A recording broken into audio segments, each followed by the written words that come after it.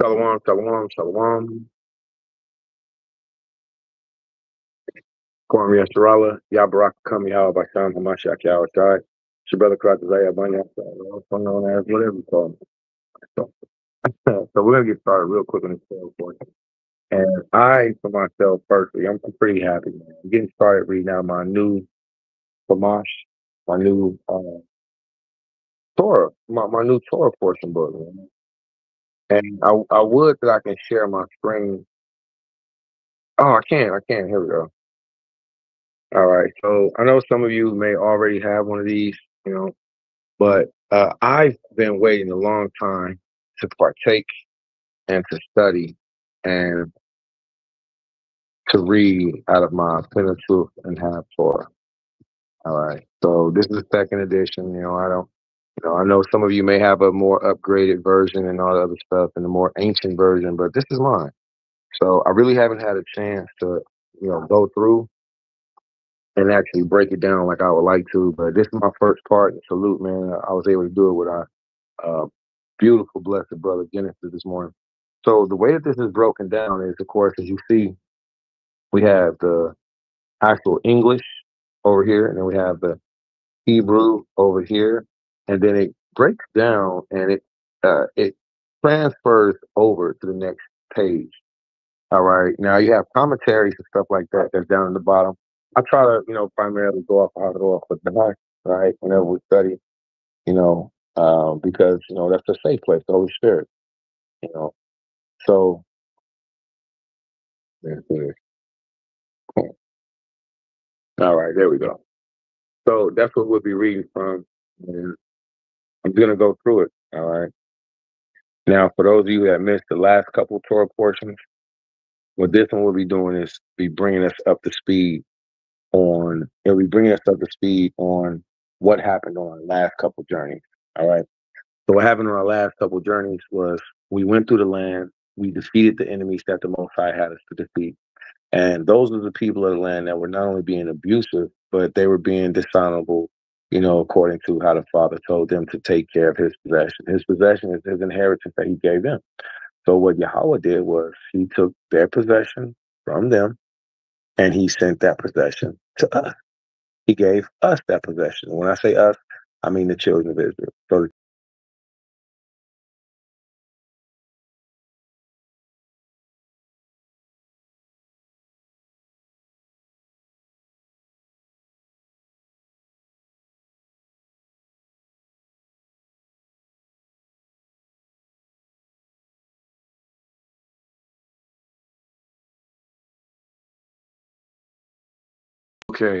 okay. There we go. All praise. Man, throughout a faithful maple, all praise. This is this week's Torah portion. All praise Yahawah. All right. So we have this week's Torah portion, Deuteronomy chapter 3. We're going to start at verse 23 and we're going to stop at verse 7. Now, the great thing about this part is with Deuteronomy chapter 3, starting at verse 23, you get to the point to where you start to see and you start to hear our instructions, all right, our life instructions, all right, and these are the things that the Most High told us to do, okay. New to stream, looking to level up. Check out StreamYard. Get I just put I just pushed the button. I guess that's the most.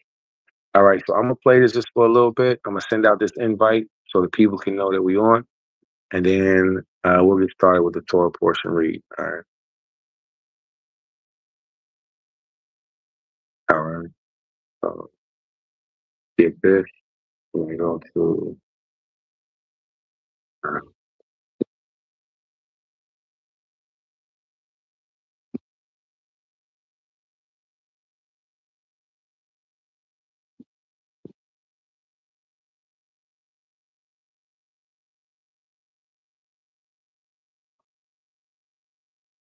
uh, and then make sure that you. All right, great. Um, copy.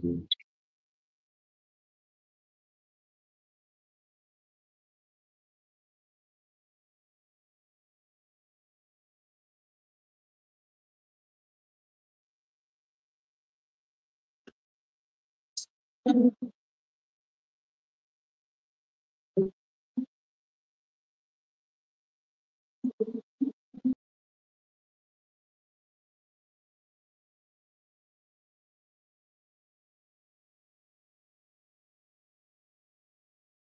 right. So we're gonna get started with Deuteronomy chapter 3. All right. So bear with me. Like I said, this is my new Samash. I'm not familiar with it all the way, so I'm learning it.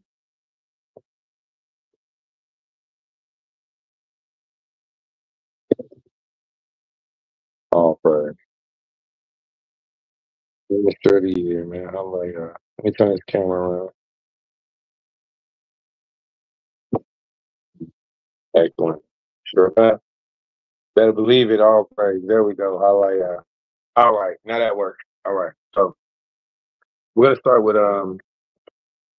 Deuteronomy chapter 3. So last week when the fourth portion was read, it was Deuteronomy chapter 1, 2 through 3. So it stopped at chapter 3. Okay. And in the process of this is where we're gonna pick it up at this week. Okay. So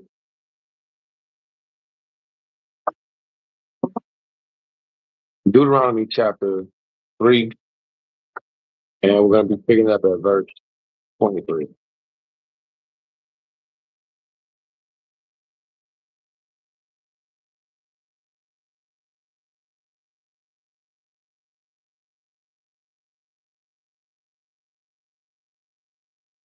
Mm.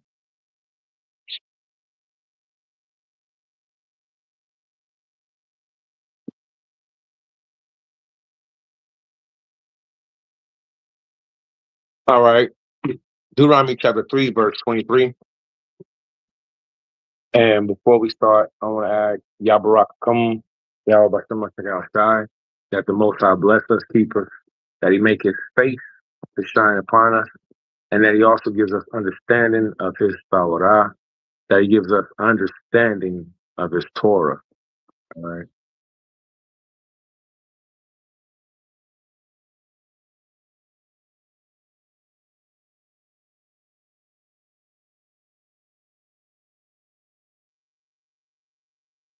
Here we go. Now, forgive me, I don't know how to work this just yet, so I'm trying to figure out how do we do the send out. All right, there we go. All right. So if you can hear me okay, put a 7 in the room. All right, and I'll be able to see a comment.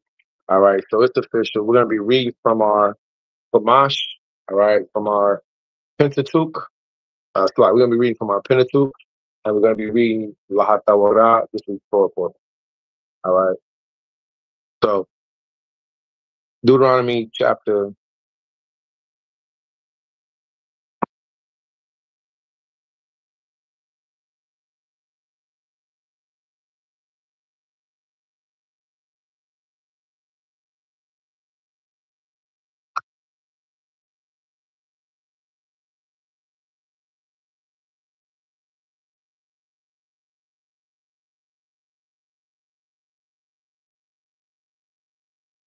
23.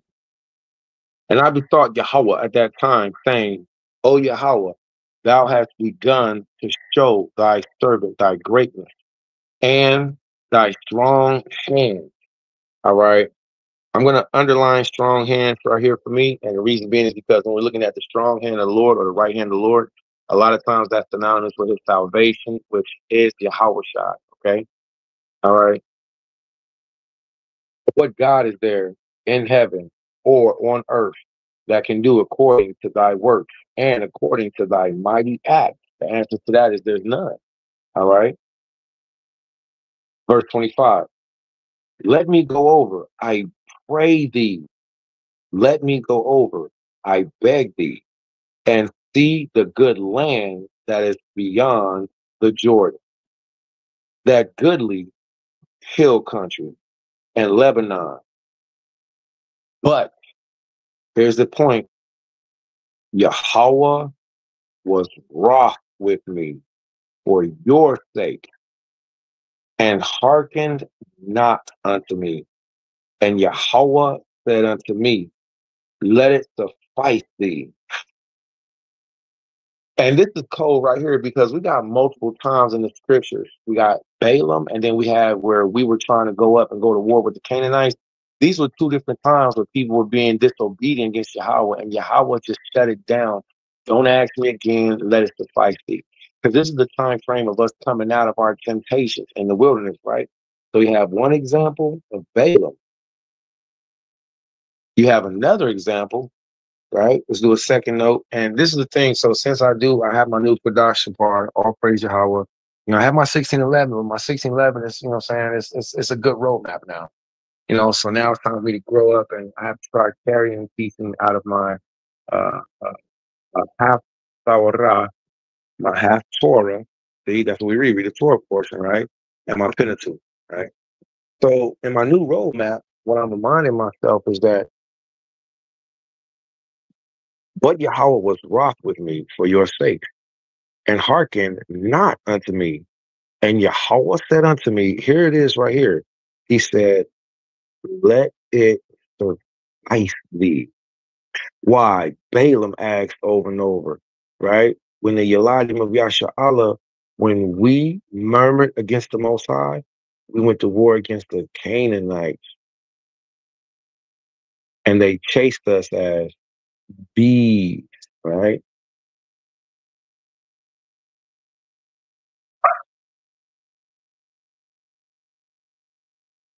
Right? Now, why are we using these two examples? I'm writing down these two examples for myself, but also to remind you that when Yahawah say to do something, and it's like, okay, that's it. I said so. Remember, Balaam, he went back. He asked what, two times? Well, no, he asked five times. Well, how many altars? He did seven altars, seven, eight, nine. I think he asked like 10 times. How many times did Balaam, right? So here's a question.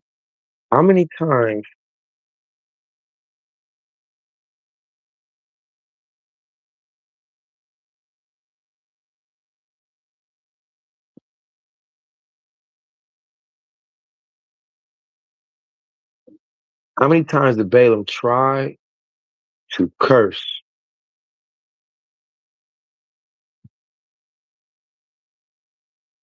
That's a real question.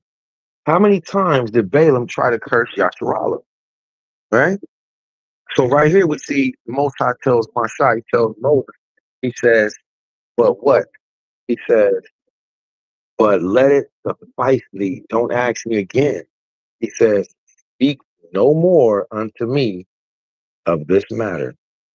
Get thee up into the top of Pisgah and lift up thine eyes westward and northward and southward and eastward and behold with thine eyes. Right? So we say this prayer, we say, Yahawah Baba Bashar Barak Hasta Partium Wakal Habayah Wakal Hasta Partium. And then we say Sah. We say a prayer for the Yashar Alim on the north, south, east, on the west, right? So the Most High tells Mashah, he says, turn to the four corners, and you can see the land, you can behold it with thine eyes. For thou shalt what? Not go over this Jordan, but charge Joshua and encourage him. This is what Yashua needs right now. All right, we need encouragement. All right, where's the Joshua's at, man? We need the Joshua to step forward, right? But charge Joshua and encourage him and strengthen him, for he shall go over the full. All right, so right, let me turn this around. Oh, so hey, so I'm coming at y'all. So I'm still learning how to do this. I'm a little bit rusty. I haven't done this on my phone in a while. All right, so you turn the camera around. Boom, pasting. Oh yeah, right. This people, and he shall cause them to inherit the land which thou shalt see. So we abode in the valley over against Beth Peor. Now, Habayah, Bayah Peor. Now, this is very important to remember.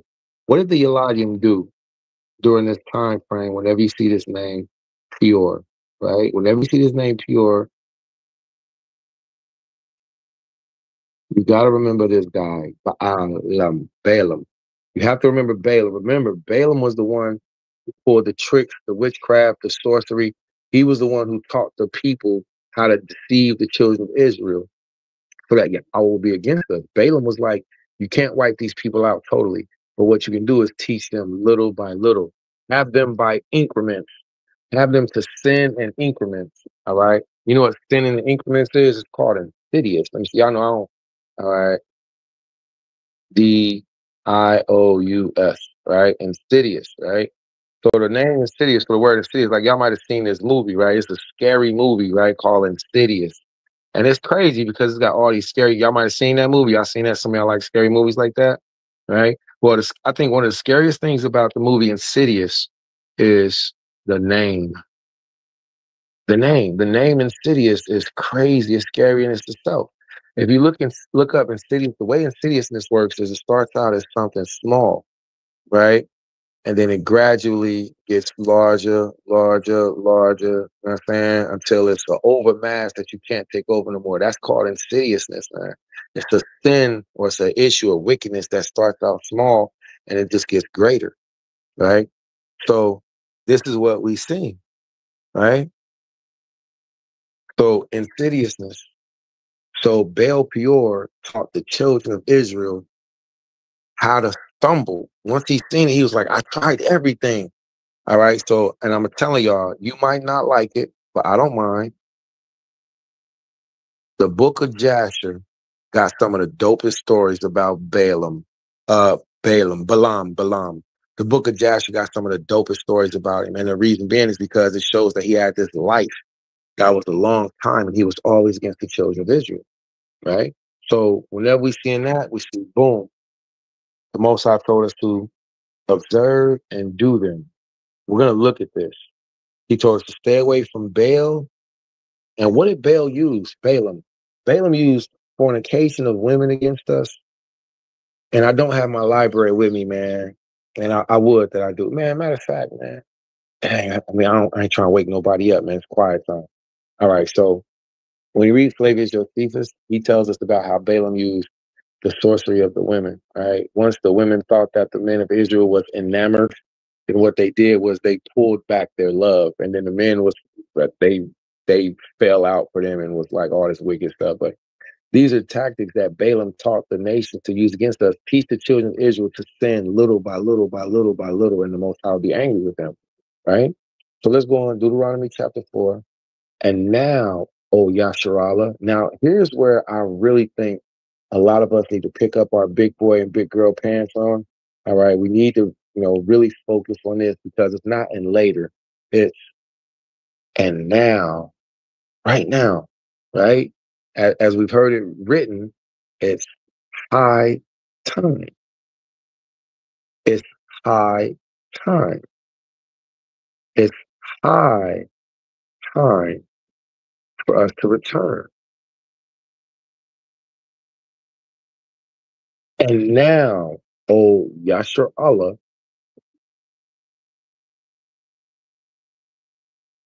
hearken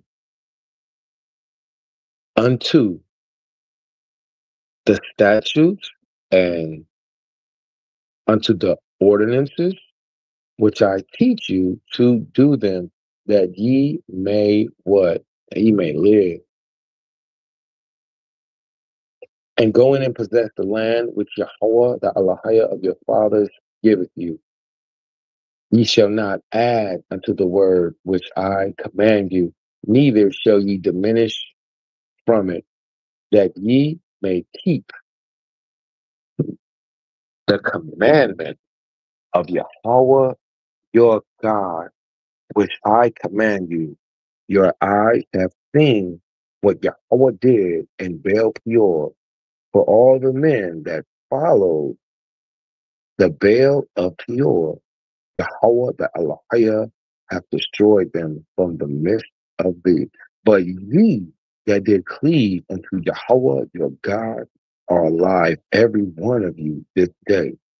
Behold, I have taught you statutes and ordinances, even as Yahawah my God commanded me. that ye should do so in the midst of the land, whether ye go in to possess it.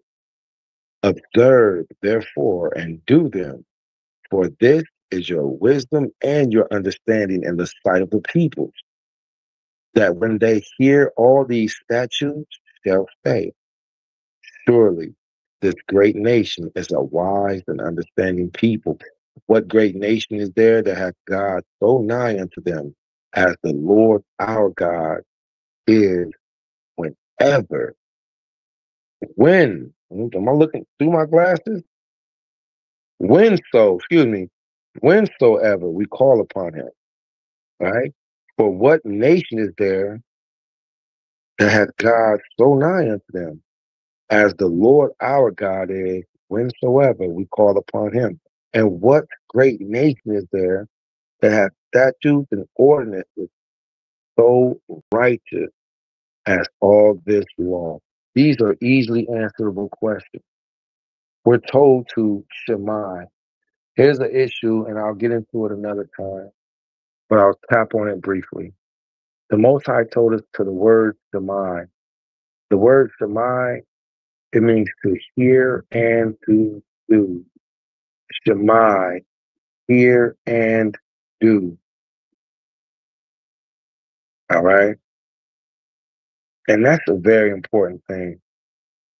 Why is it important to Shema, yes, Allah?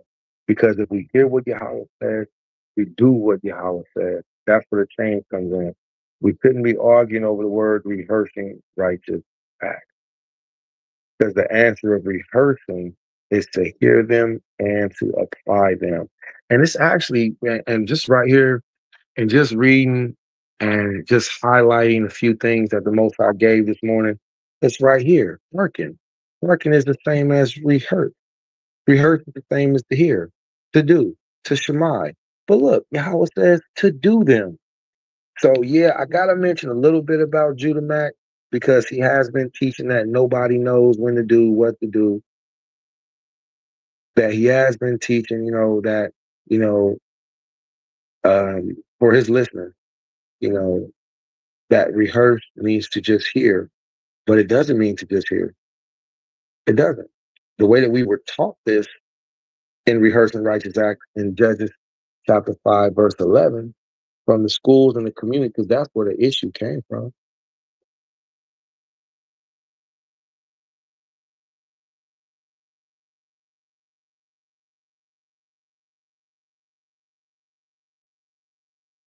That's where the issue came from, was the misunderstanding of a word, right? Now, that misunderstanding of the word, it brings us to this. The word rehearse, it does mean to shemai, to hear and to do, to observe, to do them. Why? Because the nations that live around us will say, surely this great nation is a wise and understanding people. But what great nation is there that hath God so nigh unto them, as the Lord our God is in whatsoever we call upon him? The answer is none. We're the only nation. And that's something to keep in mind. There is no other nation so great as the Lord our God, close to us in the keeping of the commandments, like Yahweh. And what great nation is there that has statutes and ordinances as all this law? The answer is none. So we're supposed to be happy about that, which I, Masha Moses, set before you this day. Only take heed to thyself and keep thy soul diligently, lest thou forget the things which thine eyes saw, and lest thou depart from thy heart all the days of thy life, but make them known unto the children, to thy children, and to thy children's children. Verse 10. The day that thou stoodest before the Lord thy God in Horeb, when the people saw me assemble me, the people, and I will make them hear my word, that they may learn. Wow. So we have to, here we go, we have to learn, so it means to hear and do. They may learn to fear me all the days that they may live upon this earth. You see that? That's powerful. because it doesn't just say in Jerusalem. It says that we may live all the days on the earth. It don't just say whether we're in a good standing relationship with our employer or our friends or family, that we may live all the days, that we live all the days upon this earth. And that they may what?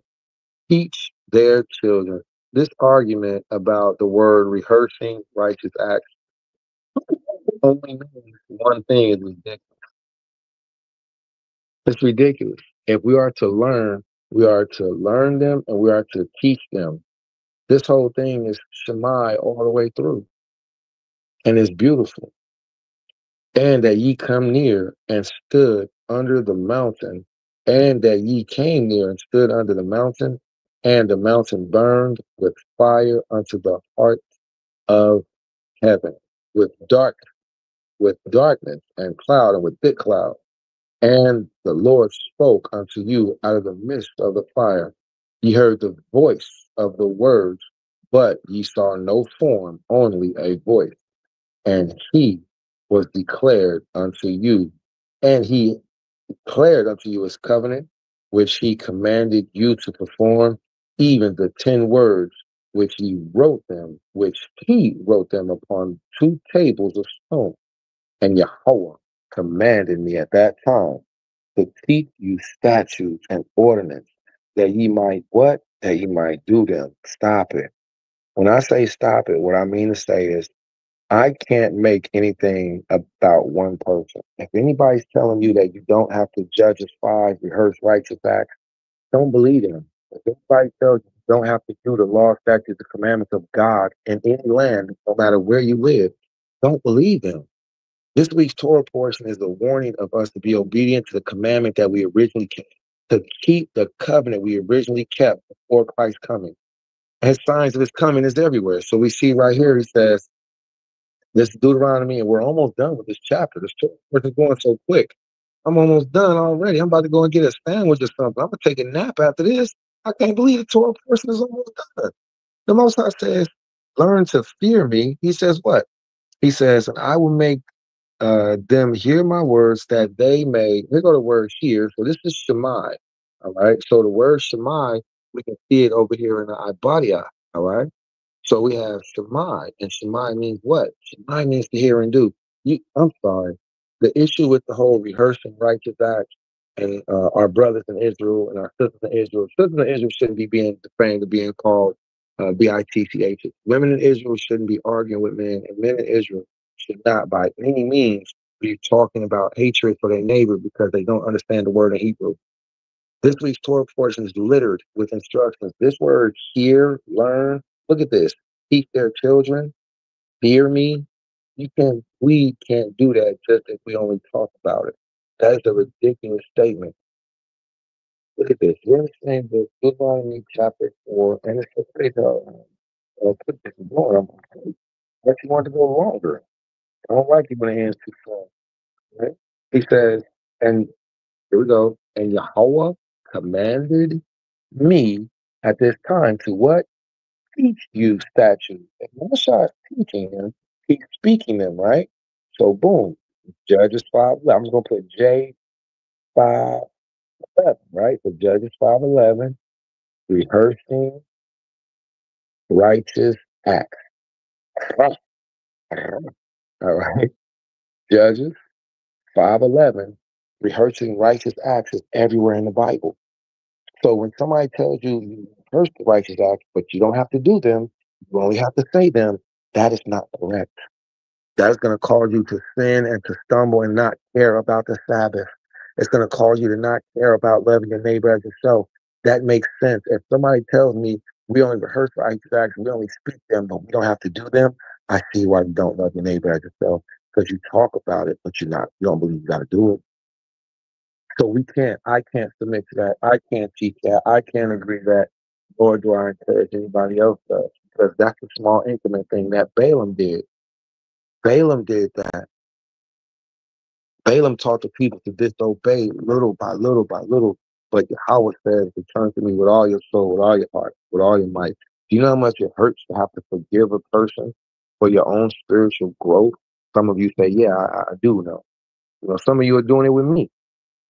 but for your own spiritual growth to hear and do the words of Yahawah. You can't tell me we rehearse the righteous acts, but we don't do them. And the Bible everywhere says observe to do them. You understand? So observing itself is Shema. So let's read on. So we're in Deuteronomy chapter 4. We're finishing up. We're in verse 6. Observe, therefore, and do them. To observe, you watch. You watch. Judges chapter 5, verse 11. Rehearsing righteous acts is everywhere in a pattern. Like your parents used to say, you hear what I'm saying? And you be like, I'm listening. They be like, you listening, but you ain't hearing me. You ain't listening. Because our parents understand and understood that to hear, you have to apply afterwards. And this is what the Lord is commanding us.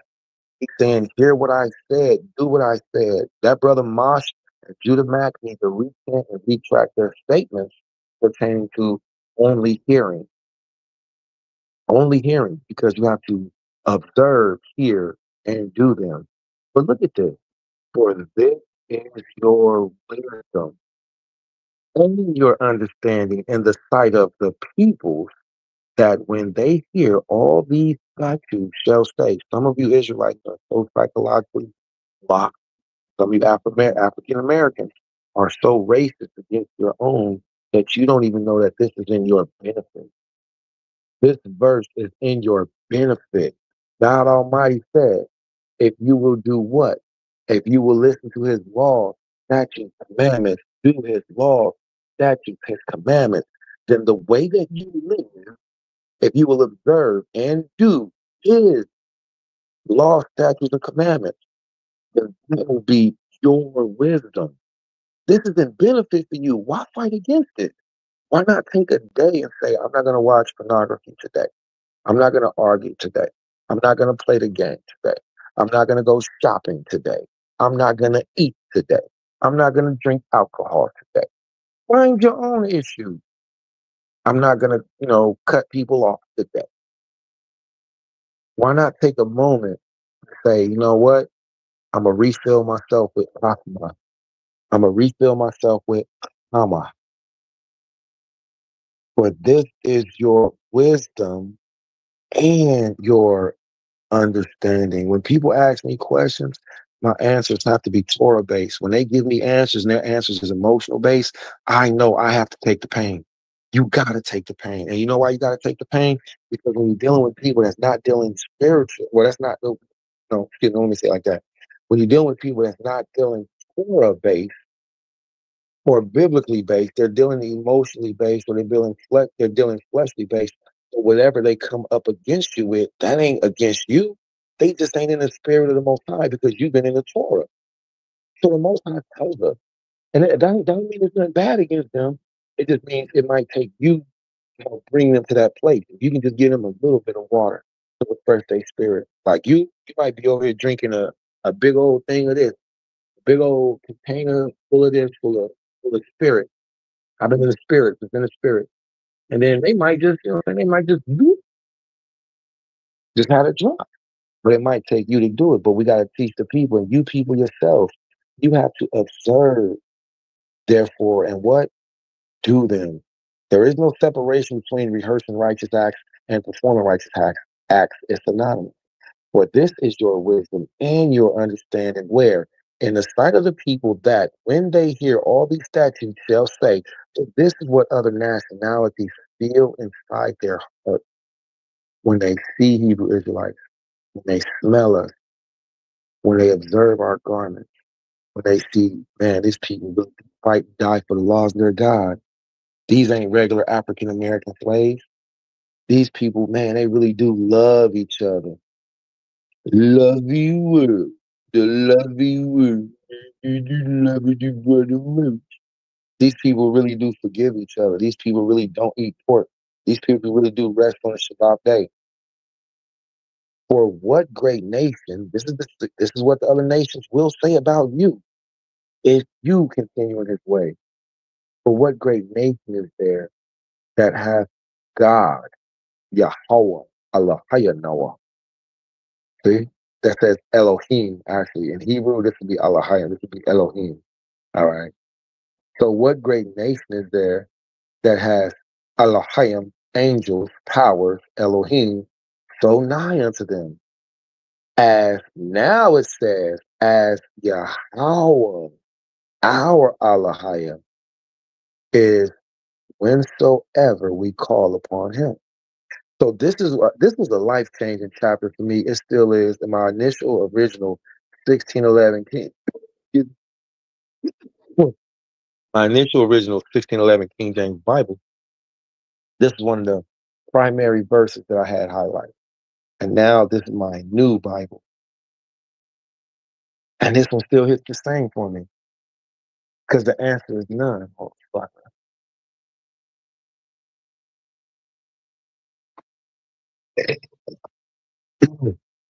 Fuck, man. That's some delicious apple juice, boy. So here's the answer. For what nation is there so great? There's none that have powers, angels, close unto them. This is scary. I be having to remind myself that the angels are always around me. I be having to remind myself that the angels are always with me. I be having to remind myself because we are a set apart nation. And with that, the Most High did deliver the powers to govern over us, to assist us and help us. And I salute all you naturally good natured women and men. Excuse me, I have an agitation in my throat. Something tickling my upper, what's that? Epiglottis. All right.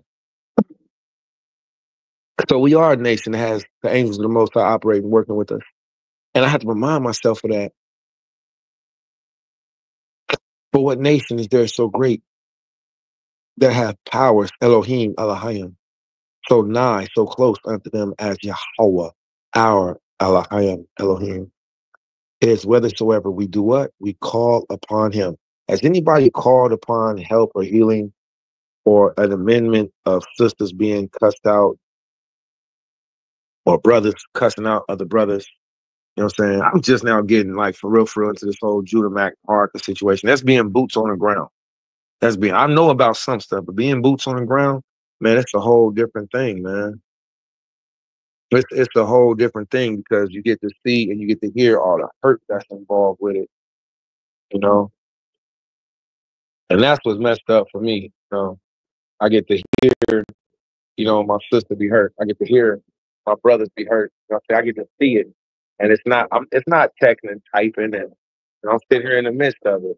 And then as I read the scriptures, I'm like, man, our answers is right here in the word. Our answers is right here in the scriptures. So let's get back to it real quick. So Yahawah says, we're in the book of Deuteronomy, chapter 3, and we're in verse 7. For what great nation is there to have God so nigh unto them, as the Lord our God is, whatsoever, whensoever we call upon him? And what great nation is there that has statutes and ordinance so right all this law? And the answer to the question is that there's none. There's only one nationality, and that's the children of a man whose name was Israel, which I set before thee this day. Now, only take heed to thyself. That's a cold statement. Like, look at this. Let me show you. God says, only take heed to thyself. That's a cold statement when the Lord tells you to look out for your own soul. And this is something that's important because sometimes, now, you have to learn how to do this being in the Lord. Sometimes you got to learn how to walk away from a situation. Sometimes you got to learn how to walk away from, I would say people, but whenever you say stuff like, excuse me, whenever you say stuff like, you got to walk away from people, people take that as, I'll walk away. And it's like, well, yeah, but to the degree of, you walk away from the issue or the situation. But people, when they take that walk away from people and they just put on their damn roller skating shoes and be downhill sledding, right? So Masai tells us, he says, I said before you this day, only take heed to thyself and keep what? Yeah, and I heard you say it in the background because I know you know it. Moses said, keep thy soul, your own soul, what? Karawatizah. He says, keep your own soul, Karatazah. Keep your own soul, Karatazah. He says, keep your own soul, Kanai. Keep your own soul, whatever word that you know for patient or diligent. Yahweh says, keep thine soul diligently, lest thou do what? Forget the things which thine eyes saw, lest they, the things that you've experienced, depart from thy heart all the days of thy life, but make them known unto thy who? How could you possibly be talking about rehearsing righteous acts if we do not make them known unto thy children and to thy who? Children's children. Right? Now watch this. The Most High tells us to do and give a constant reminder.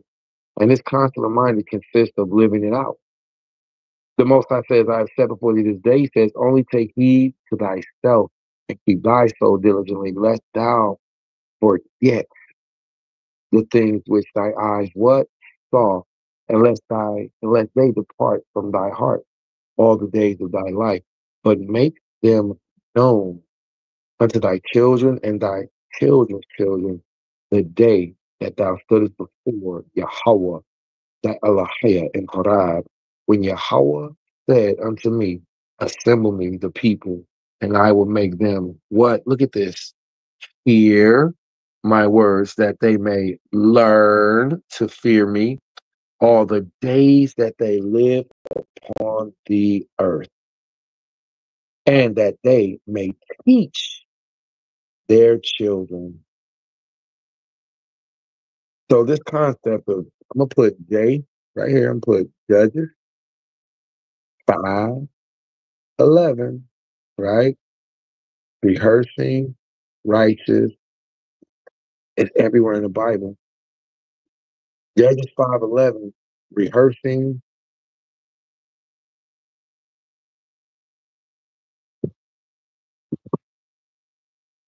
righteous acts. It's everywhere. And ye came near and stood under the mountain, and the mountain burned with fire unto the heart of heaven. Now, here goes something else that's beautiful about this. I would that I was on my laptop because I would like to show everybody how right now those rocks that are on top of Mount Sinai, how those rocks to this day, they're burnt.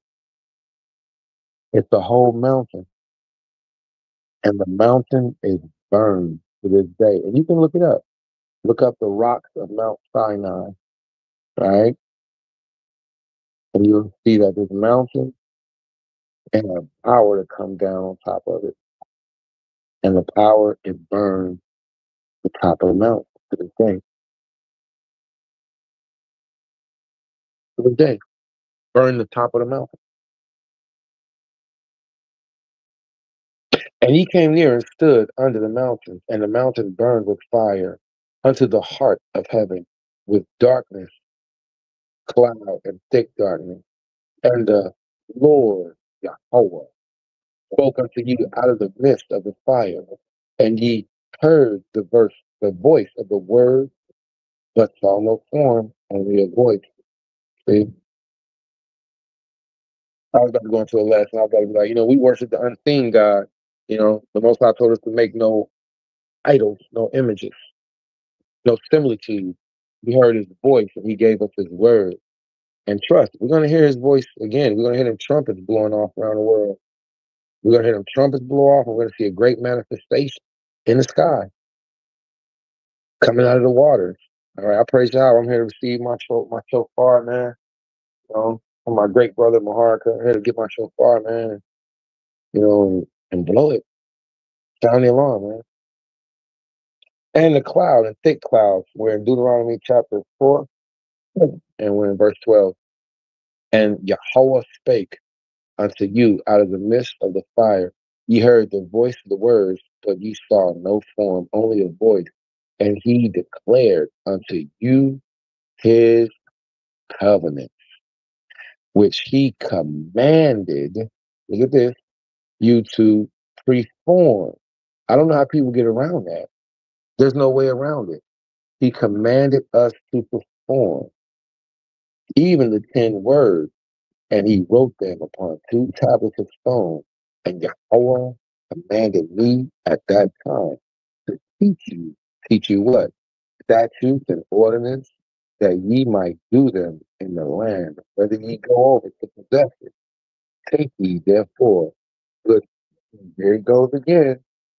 Masha, he warns us, right? And this is why you have to. And it's okay. Like I get my ribs permission sometimes, man, without fighting, without, without overbearing. What you, why you gotta woo woo woo? Nah.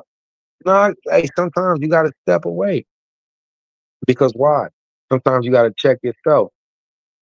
Right? Watch this. What the Most High said through the mouth of Masha. Through the mouth of Masha, he said, that ye might do them in the land whether you go over to possess it. Take ye therefore good heed unto yourselves. See that? Take ye therefore good heed unto yourselves. For ye saw no matter of form on that day that Yahawah spoke unto you in Horeb out of the midst of the fire, lest ye deal corruptly and make you a graven image, even the form of any figure, right? The likeness of male or female, for Yahweh don't want us to worship male or female more than him at all. The likeness of any, all right? So no APIS, but also name of that Hathor, all right? Here, check this out. Hathor.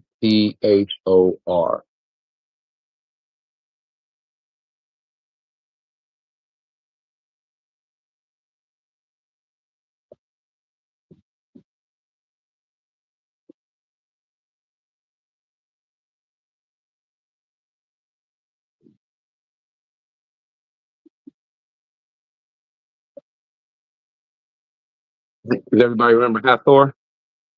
Hathor, the bull, the sun disk, all right? The bull with the sun disk of Egypt, all right? All right.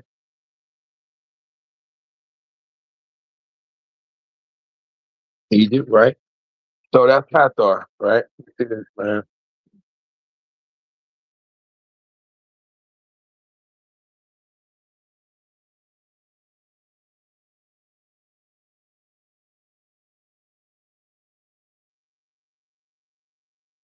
All right. Throughout being patient. Brother Jeremiah, please say to Yah, sent the message. All right.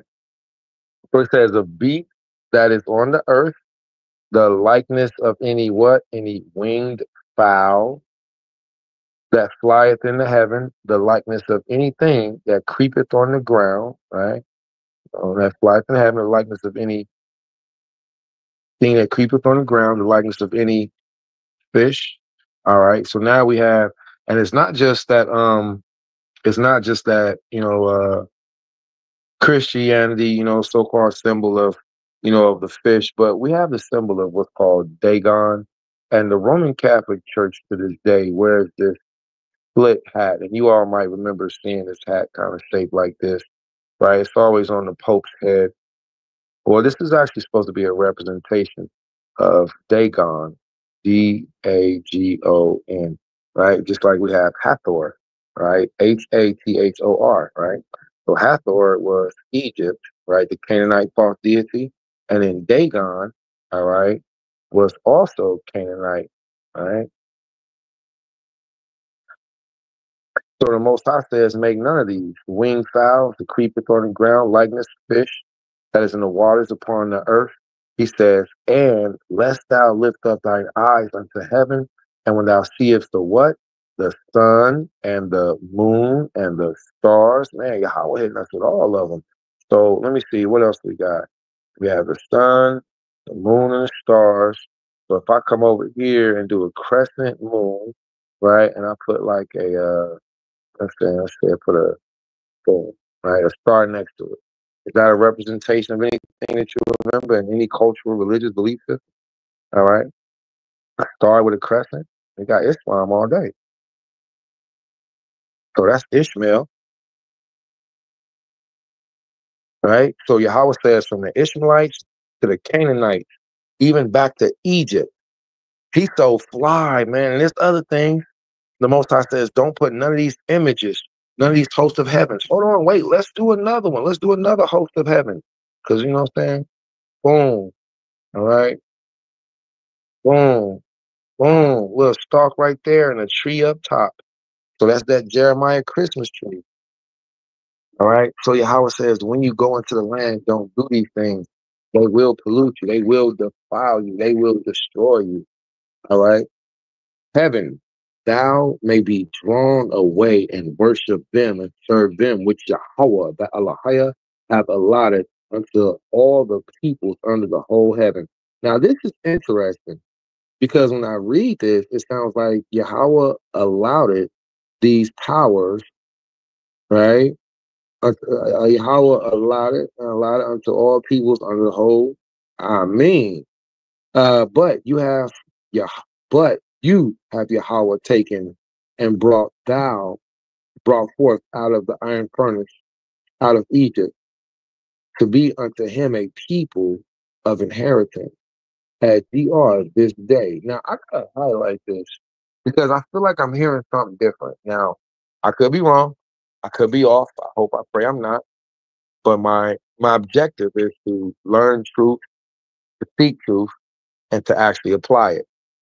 So right here it says, thou shalt not lift up thy eyes unto heaven when thou seest the sun, the moon, the stars, even all the hosts of heaven, uh, that thou be drawn to worship them and serve them, which Yahawah thy God hath allowed it unto all the people under the whole heaven.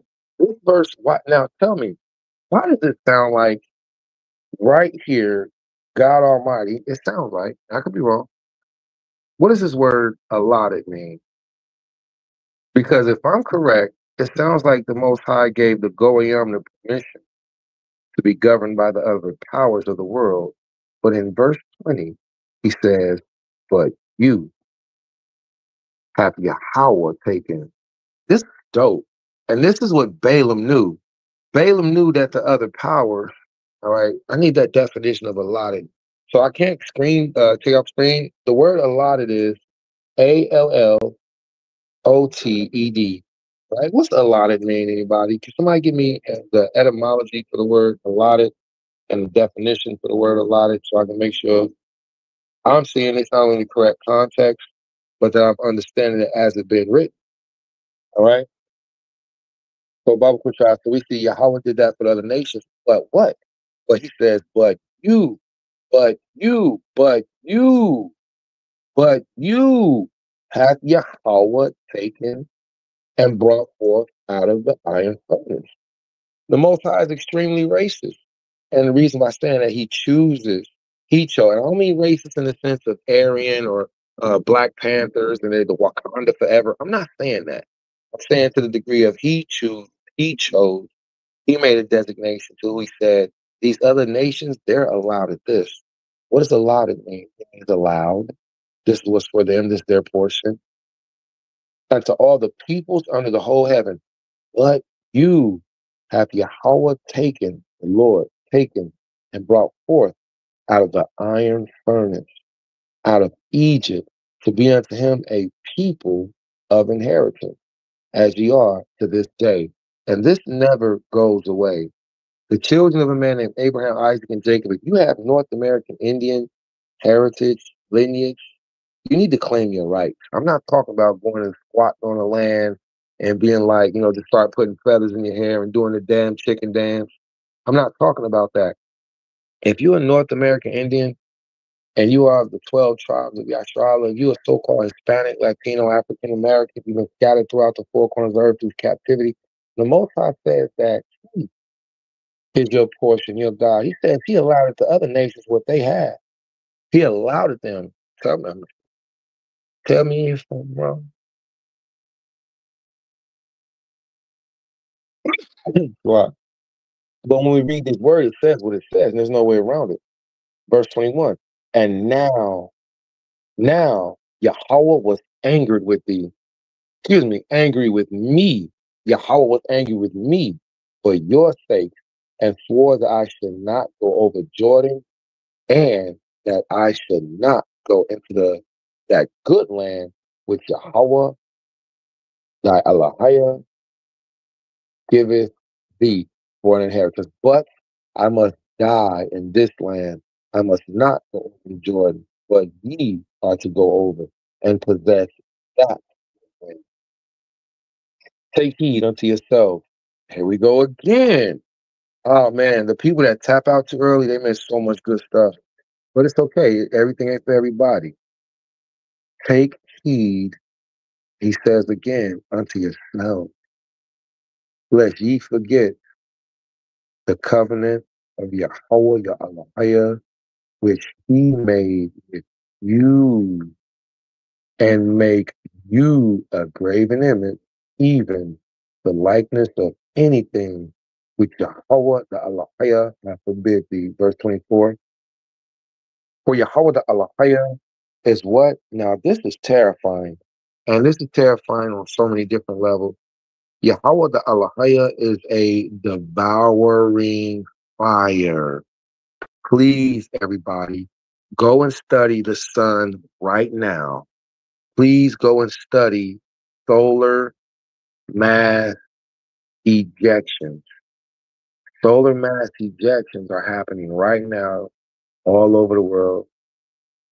I would love to go into the topic, and I wish I was a TikTok, Instagram teacher, because you Negroes I would be just, but I'm not. This is the type, I know how to teach you like this. Yahawah is a devouring fire, and there's fire going all over the world. Right now, Nevada, there's a canyon fire in Nevada. Do y'all know what that means? You know what a canyon fire is? In Nevada, right now, the earth is cracking and there's fire coming up out of the ground. And Negroes is arguing and yelling and cussing out each other's wives. Wives are being defamed and disrespected. And Christ is showing signs of coming back. You mean to tell me ain't nobody gonna yield? Yahawah the Elohim is the devouring fire. And what else? He's a jealous God. When thou shalt beget children, here we go again. And it's not just about giving birth to children. Well, it is about that, but it's not the topic only. But let's watch this. Look. When thou shalt beget children, and what? Grandchildren, that's children's children, and ye shall have been long in the land, and dealt corruptly, and make a graven image, even the form of anything, and shall do that which is evil in the sight of Yahawah the Elohim to provoke him. Look at this. We're already in trouble. We just got to try to fix it. How can we try to fix it? You know you ain't in good terms with Abba, with Amma. It's called supplication, prayer. You try to get it right. Shalakia, forgive to me. Ask for apology. Look at this. Masha Moses, he says, I call heaven and earth to witness against you this day. How can you get away from the earth being your testimony? How can you get away from the heaven, from everything in the sky being your testimony? You can't.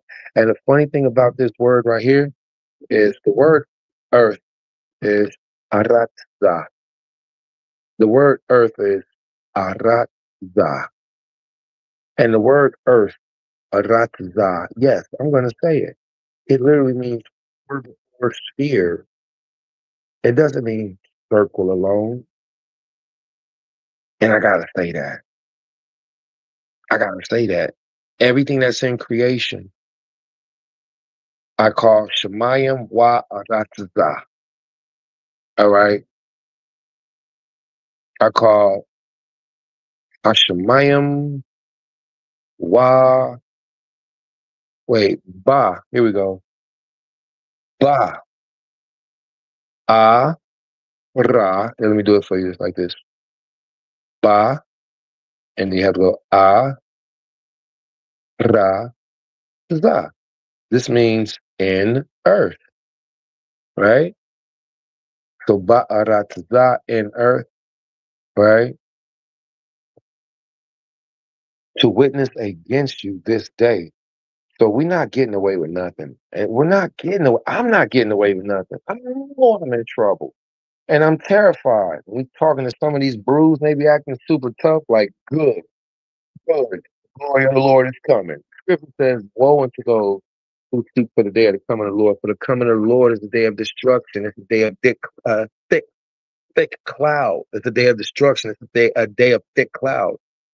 It's a day of darkness. Woe unto those who look forward to the coming of the day of the Lord. For what is the day of the coming of the Lord? It's terrible. So I don't have time, and I don't think you do either, to be contentious, to be argumentative, to be fighting when you could be doing this. All right. And then doing this actually helps everybody else. You got to think about it. If I'm arguing, and if I'm fighting, and if I'm bickering, that's for me. That ain't helping nobody else. That's helping me. That's getting my problems. That's getting my vexations out. That's getting my stress. That's getting what I don't like. That's arrogancy and that's pride, opposed to working for everybody else. Working for everybody else, you resolve the issue. Working for yourself, you inflate, also hyperinflate the issue. All right. So we're in the book of Deuteronomy. We're in chapter 4. We're in verse 26. And it reads, I call heaven and earth to witness against you this day, that ye shall soon utterly perish off of the land, whether too ye go over Jordan to possess it. And we did as a nation. As a nation, we were removed. We were removed off the entire continent, right? Ye shall not prolong your days upon it, but ye shall utterly be destroyed. And Yahawah shall scatter you amongst the people, and ye shall be left few in number amongst the nations, whether Yahawah shall lead you. Where Yahawah shall lead you away. And there ye shall serve God, the works of men's hands, wood and stone, which neither see, nor hear, nor eat, nor smell. But from thence ye will seek Yahawah the Allahiyah, and thou shalt find him. And that's the beautiful part, because when we down in our dumps, let me turn this camera around for you all. When we down in our dumps, when we down low, Yahweh says, then you'll seek me. And when you seek me, that's when what? He says, that's when you'll find me. See? He says, but from thence he will seek Yahawah thy God, and thou shalt find him. See? From our lowliness. Look at this. If thou search after him with all thy hearts and with all thy soul, not with the nobody knows attitude, in thy distress, when all these things are come upon thee in the end of days, you see that? In the end of days, I will return unto Yahawah the Allahiyah, so it's not too late. Yahawah the Allahiyah, and hearken unto his voice. For Yahawah the Allahiyah is a merciful Allahiyah. He will not fail thee, neither destroy thee, nor forget the covenant of thy fathers, which he swore unto them, or ask now of the days past, which were before thee, since the day that God, Allahiyah, created man upon the earth, and formed thee, the one end of and from the one end of heaven unto the other, whether there have been any such thing as this great thing is, or have been heard like it.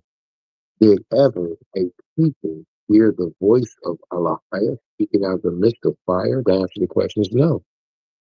As thou hast heard and lived, the answer to the question is no.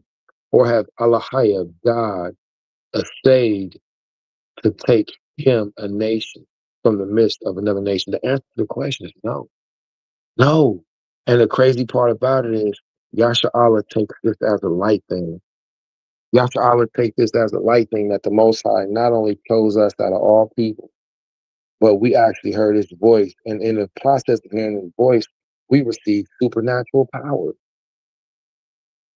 Negroes are so whack, man. We so whack sometimes because we don't receive how great we are.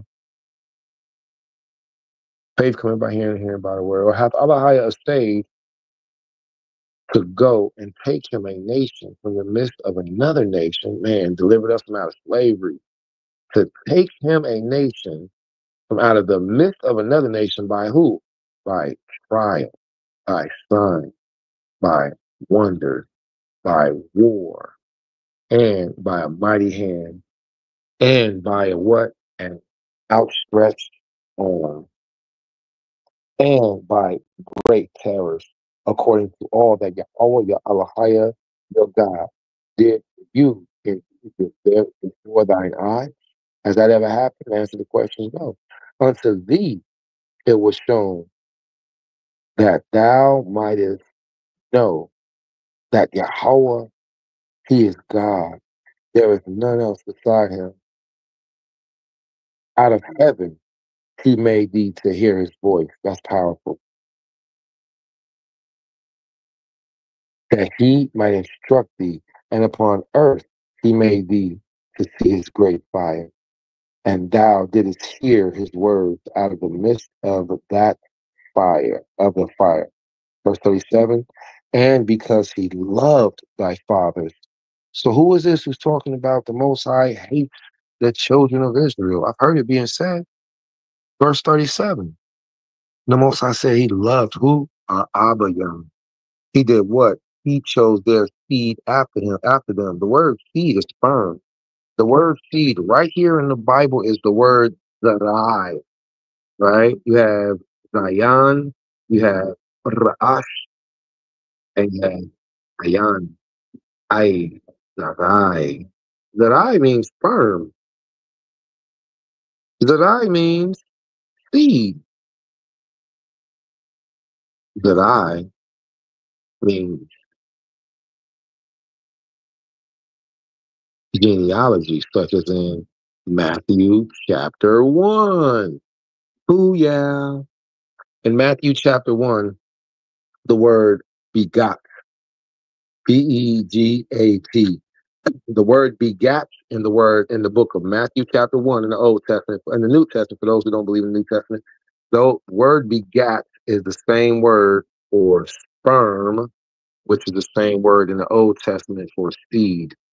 This Bible flows together so smooth. So Zerai is sperm, sperm is Zerai, Zerai is genealogy, and in Matthew chapter 1, it's the word begot. Booyah. All right. So for those of you learning, we're all learning together. Right? So let's get it. So the Most High loved thy fathers and chose thy sperm, thy Zerai. They don't say, the woman's side, the mother's side, the womb. And that's not to take nothing away. But there's a race, a nation of people say they are Jews and are not, but do lie and are of the synagogue of Satan. And what they teach that is the mother's side. It's not. The mother is the oven which beautifully bakes the blessed round dough bread. And when she's done baking it, she hands back out to the husband the cake. So the women are the bakers and the life givers and the preservers and the protectors. The Most High chose the sperm, though. And because he loved thy fathers, he chose their Zarai, sperma, seed, genealogy, begat after them, and brought thee out with his presence. Now, here's something that's important about this right here. When it says his presence, this is an indicator for Yahawah Shai.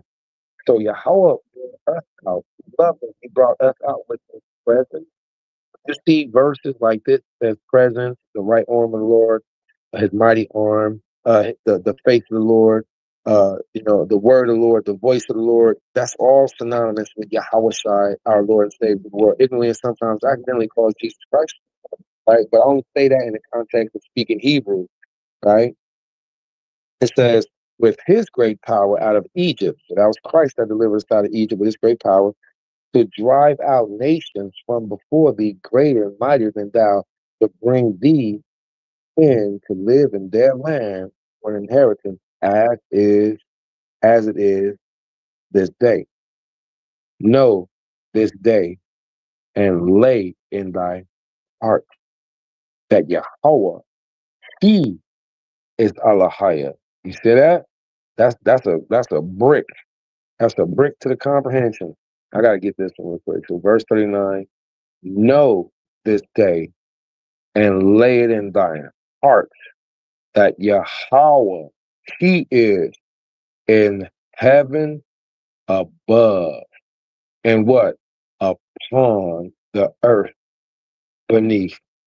There is no one else. Let me read that again, because I'm trying to put, is that a flat earth verse?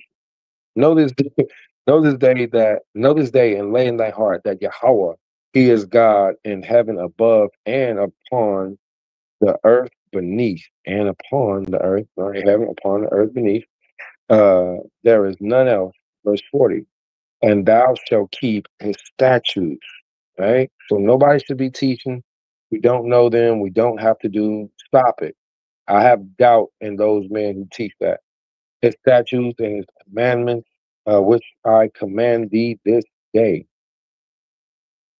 that it may go well with thee and with thy generation after thee, and and that thou mayest prolong thy days upon the land, which Yahawah the Allahaya giveth thee forever. Verse 41.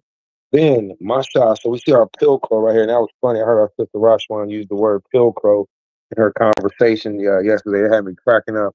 All right, that's cool, man. People be learning. And then reflecting it back, right?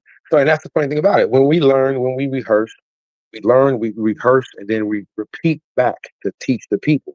And who can better tell you that than a school teacher? You know what I'm saying? So if anybody says we rehearse the righteous acts, we're only supposed to speak them, but we're not supposed to do them, that's ridiculous. That's ludicrous. All right, rehearsing the righteous acts means to hear and to do. All right, verse 41, and he reads, then Masha did what? Separated 3 cities beyond the what? Beyond the Jordan towards the sunrise. And so we know that the sun rises in the east and it sets in the west. So we know that these cities would be what? Beyond the Jordan, right? So other side of Jordan, right? Towards the sun rising, that the manslayer might flee thither, that slayeth his neighbor unawares. Not the manslayer that's like, I'm going to kill you, nigga. I'm going to kill one of you, nigga. No. He's just a murderer. If you an Israelite, you talking about murdering other Israelites, you know what I'm saying? We looking at you sideways. Just let you know right now. If you an Israelite, you know, all that wicked, crazy talk, man, you ain't trying to bust no other Hebrews' flesh to the white meat, man, and make them bleed out till they die, and then they slowly their body, and now you standing there looking like an idiot because you done murdered one of your own brothers over something that they said out of their mouth. That's ridiculous. The scripture says that hasty contention calls to quarrel, and quarrels calls to bloodshed. Right? Right here throughout the whole Bible. And I'm gonna say this again. Judah Mack did a proper Hebrew breakdown. I think it's bogus, you know what I'm saying, that the brother he doesn't want to use a real conversation of me, but he wants to use clips of me. Like that was real wrong, man. That was real wrong. But the Most High tells us right here that what? This is the mentality we should have. Masha separated the cities. 3 cities beyond Jordan, beyond Jordan towards the sun rising, that the manslayer might flee thither, that slayeth his neighbor unawares, and look at this, hated him not in times past, and that fleeing unto one of these cities he might live. Verse 43, Bezer in the wilderness, and the tableland for the Reubenites, and Ramoth and Gilead for the Gadites, and Golan and Bashan for the Manassites, Pilcrow, verse 44. And this is the law. Look, man, stop this right here. Here's our Pilcrow. Now look at this. We read all of that. Now pay attention, please. And this is the law which Moses set before the who? The children of Israel. It don't say the Catholics. It don't say the Seventh-day Adventists. It don't say the Episcopalians. It don't say the Baptists. It don't say the Buddhists. It don't say the Muslims. It don't say the Rastafarians. It don't say you think of a religion, it don't say it. It says right here, the bloodline of a man whose name was Israel. For the children of Israel, that's our nationality. So everything that we just read today, the instructions of the Most High, these things are for our benefit, not to take away from our lives. I bet you read that instruction manual before you start working a complex machine. Well, your body, your spirit. I had a Negro tell me the other day that the body is not a machine. I said, oh yeah? Oh, really? The brain is not a super complex computer? Well, of course it is. So you're going to read the instructions on it. This is the instructions for us. Show you how it says what. And this is the law. This is what we live by. We can't live by anything but this. Man should not live off bread alone, but every word that proceeded out of the mouth of the Lord. Every word that proceeded out of the Lord's mouth is law, right? And this is the law which Moses set before the who? The children of Israel. These are the what? The testimonies and the statutes and the ordinances, hold on, which Moses spake unto the children of Israel that, when they came forth out of Egypt, beyond the Jordan, in the valley, over against Beth Peor, in the land of Sihon, king of the Amorites, which we broke his ankle, we killed him, and dwelt in Heshbon, whom Moses, look at this, whom Moses and the children of a man whose name was Israel, right? We got to make it plain, because some people, this is becoming a catchphrase to people not understanding that this is a family bloodline. Whom Moses and the children of Israel smote when they came forth out of Egypt, verse 47, and they took the land in possession in the land of Og, king of Bashan, the two kings of the Amorites, right, who were beyond the Jordan towards the sun rising from Aor. Now, you know something else, when you're dealing with the Chinese and the Japanese, which this is who we teach, are the Chinese and the Japanese, right? Because they're what? Not only biblical prophecy, them being from the sons of Lot, but they are also from the land of what they call the, let me see if I can do this right. It's kind of hard. It's like you got to do this, and then you got to do this, and then you got to do that, and then you got to come over, and then you got to go that way, and you got to go that way, and then you got to come over. Y'all see what I'm trying to do? I'm not doing too well at, all right? I'm messing up. Oh, I messed up. Oh, it's so hard to do. Oh, I did terrible. Oh, they would kick my butt in China. So it's supposed to be the land of the rising sun. All right, that's supposed to be a sun. I don't know. I actually know how to draw too. I did terrible. But if you look at Chinese and the Japanese flags, they always have the rising sun, right? There's always the sunrise, the rising sun, or something like that. But the children of Lot are the children of the Amorites and the Moabites, and they always have the rising sun on their logo. And this is what the Most High tells us. This is the land who were beyond the Jordan towards the rising sun, right?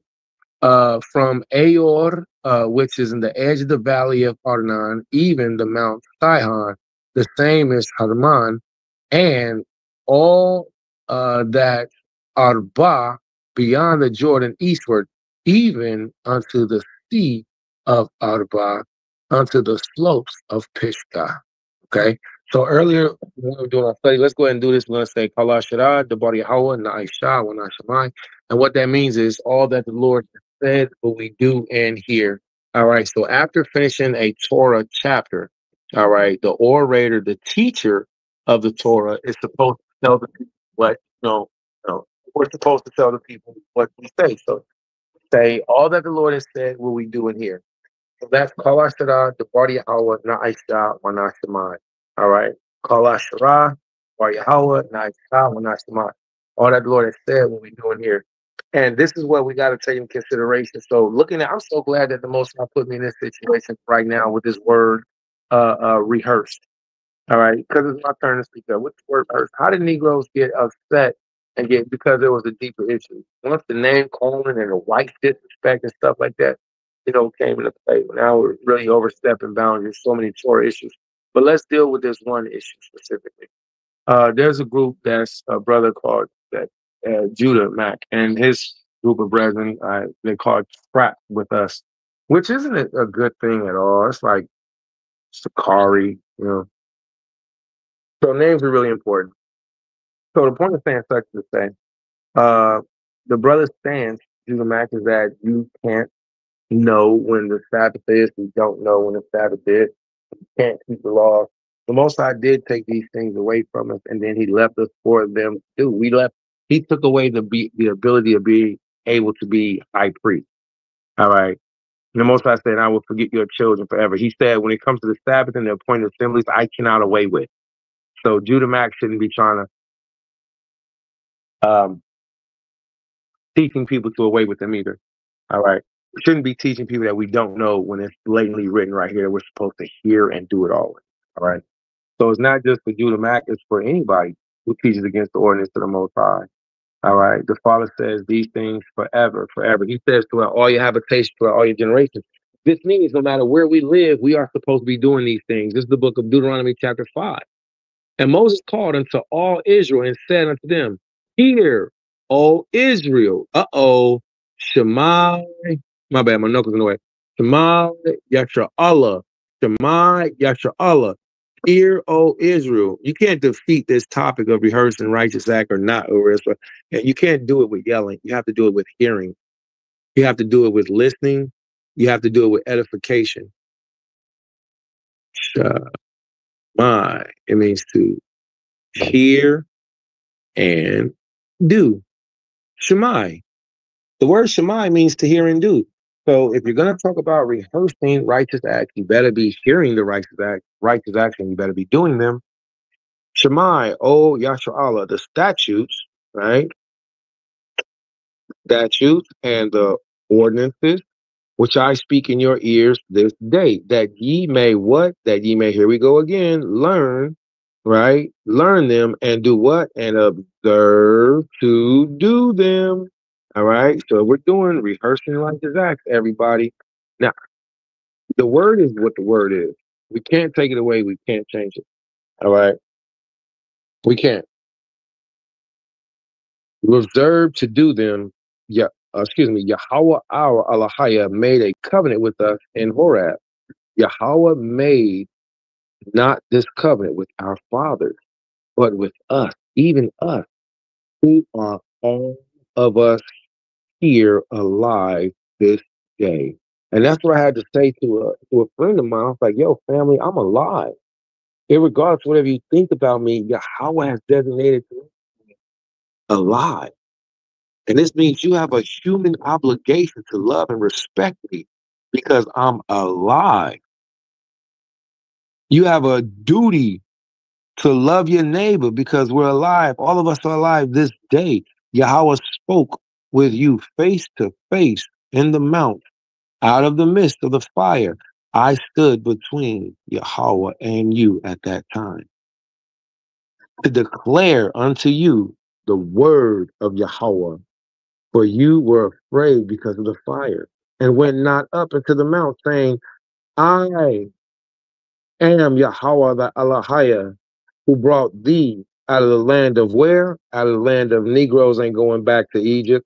The Most High brought us out of the land of Egypt. Remember that the Egyptians had us, it was the house of bondage. Or did you Negroes forget Egyptian slavery? I'm not doing none of that Pharaoh stuff. And thou shalt have no other gods before me.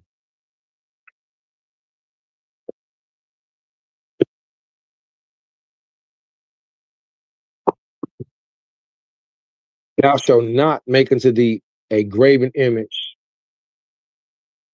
even any manner of likeness or anything that is in heaven above, or that is in the earth beneath, or that is in the waters under the earth.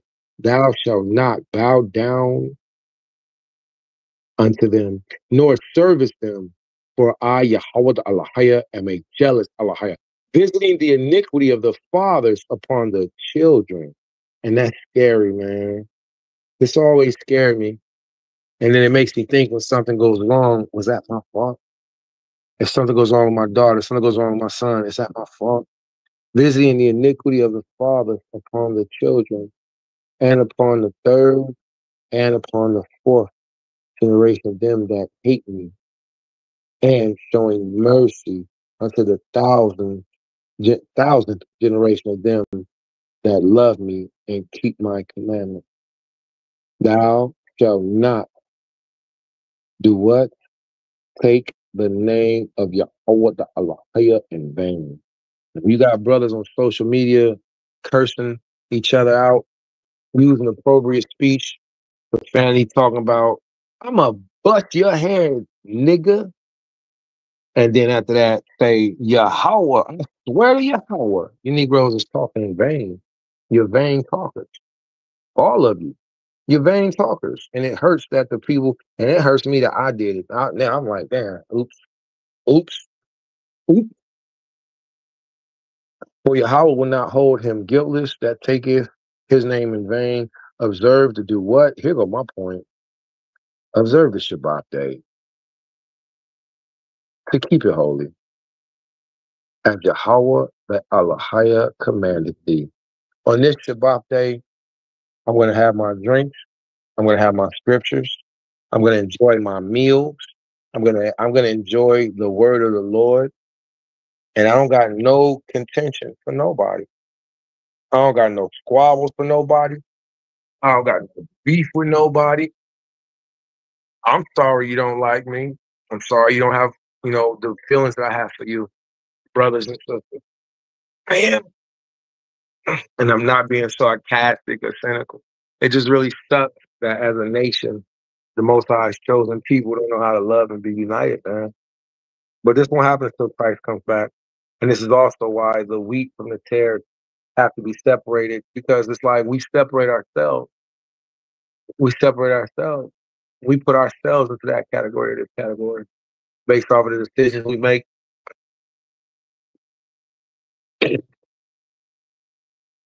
Like, excuse me, based off of the decisions we make, based off of the things that we say.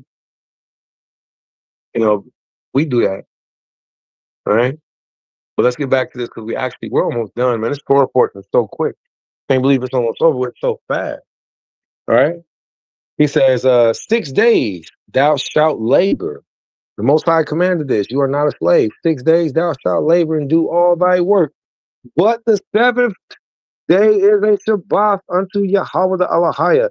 In it thou shalt not do any manner of work, thou, nor thy son, nor thy daughter, nor thy manservant, nor thy maid servant, nor thy ox, thine ass, nor any of thy cattle, nor the stranger that is within thy gate, that thou,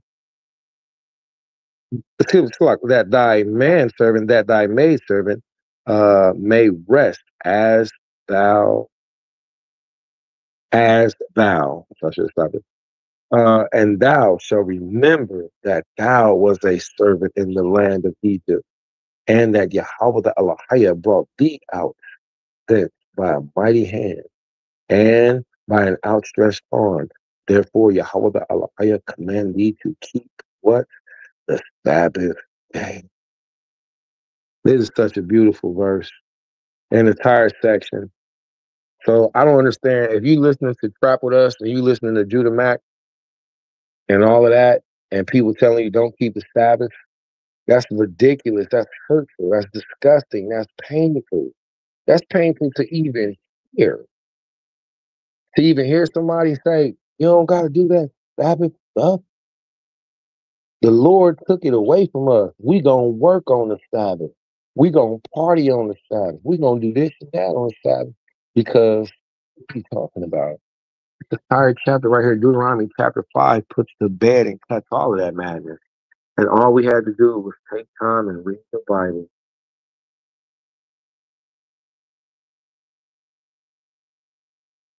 I'm so happy with my new Bible. I get to learn it. I get to write it up. I get to make new notes, take old notes from my old Bible. Put it in. But then we have verse 16. Yahweh says, honor thy father and thy mother, as Yahawah the Elohim commanded thee, that thy days may be long and that it may go well with thee. All right, let's change this. That it may go well with thee. Matter of fact, I don't want that to end up messing up our audio. All right. That it may go well with thee, uh, that thy days may be long, and that it may go well with thee upon the land which Yahawah the Elohim giveth thee. Thou shalt not what? It don't say thou shalt not kill in Hebrew. It says thou shalt not murder. Thou shalt not murder. And remember, some of us are committing murder in our hearts by the words that we say. Some of us are committing murder in our hearts by the words that we say.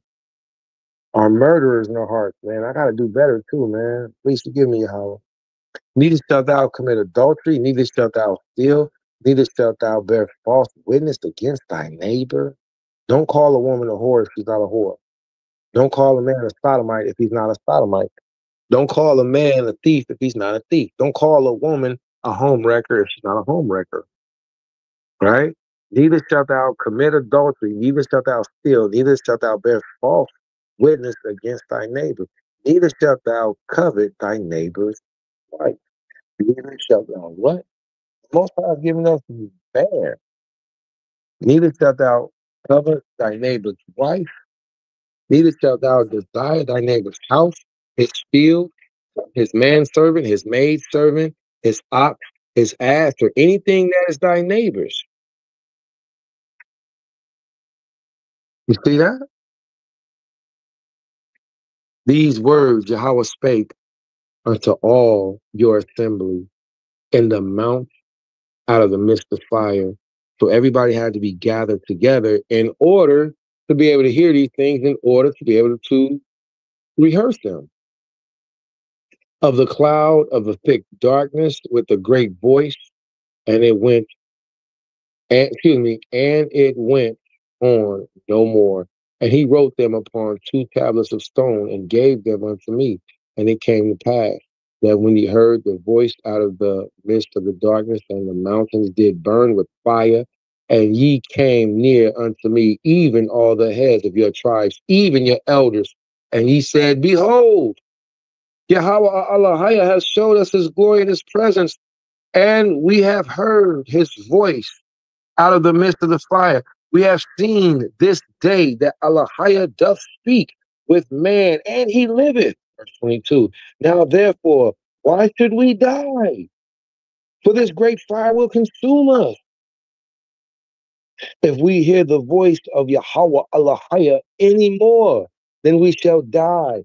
For who is there of all the flesh? And this is where it's so dope at. See, it reverses. In verse 4, in chapter 4, is what nation is there so great that's heard my voice? And in chapter 5, we say, and what nation is there? For who is all flesh that have heard the voice of the all living, of the living God speaking out of the midst of a fire? And we have lived. No, there's only one nationality. This is terrifying. We say to Marshall, we say to Moses, we say, go thou and hear all that the Lord thy God may say. We said to Moses, you go up to Mount Sinai. We said, Moses, we can't handle it. Go thou near and hear all that Yahawah the Elohim may say, and thou shalt speak unto us all that Yahawah the Elohim may speak unto thee. So when people are talking about that's the Mosaic law, don't listen to them. Yeah, that's the Mosaic law. That ain't the law that Moses gave us. The laws God gave. God only gave us 10 commandments. The reason that we were only spoken to 10 commandments because we were so afraid that if he kept talking, we would die. So we begged Moses, Masha, you go up and get the instructions. You come back down and tell us. Verse 24, go thou near and hear all that Yahawah Allahayah say, and thou shalt what? Speak unto us all that Yahawah Allahayah, Lord our God, may speak unto thee, and we will hear it and do it. We will what? We will rehearse it. We will Shema it. We will hear it. And I should call this my hear it and do Bible. I should call this my rehearsing. I should go through every time and just focus on all the times Yahawah says that we're going to hear, do, or rehearse. And Yahawah heard the voice of your words, and ye spoke unto me. And Yahawah said unto me, I have heard the words of the voice of the words of this people, which they have spoken unto me. They have well said all that they have spoken. Oh, that they had such a heart in this way to fear me and to keep all my commandments, that it might be well with them and with their children forever. Go, say to them, return ye to your tent. But as for me, stand thou here by me. Now, this verse right here is why a lot of Israelites don't come out of their house on the Sabbath day. There's some Israelites that's like, we're not supposed to leave our house on the Sabbath. There's some Yashralim that's like, no, we literally don't go outside on the Sabbath day because of this verse right here, right? Which I think that's ridiculous, because how could you possibly convocate if you don't go outside? It's crazy. But let's get back to it. All right. Return. We're in Deuteronomy. We're in chapter 5. We're in verse 27. All right. Chapter 5, verse 27. Go, say to them, return to your tents. Verse 28. But as for thee, stand thou me, and I will speak unto thee all the commandments and the statutes and the ordinances which thou shalt teach them, that they may do them in the land. Wait a minute. Stop it. Stop it. If they could have talked without going into the offenses,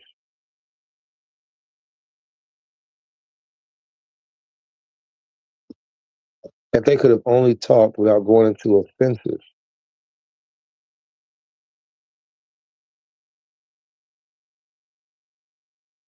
in the land which I gave them to possess it, ye shall observe to do therefore as Yahawah Yahawah has commanded you.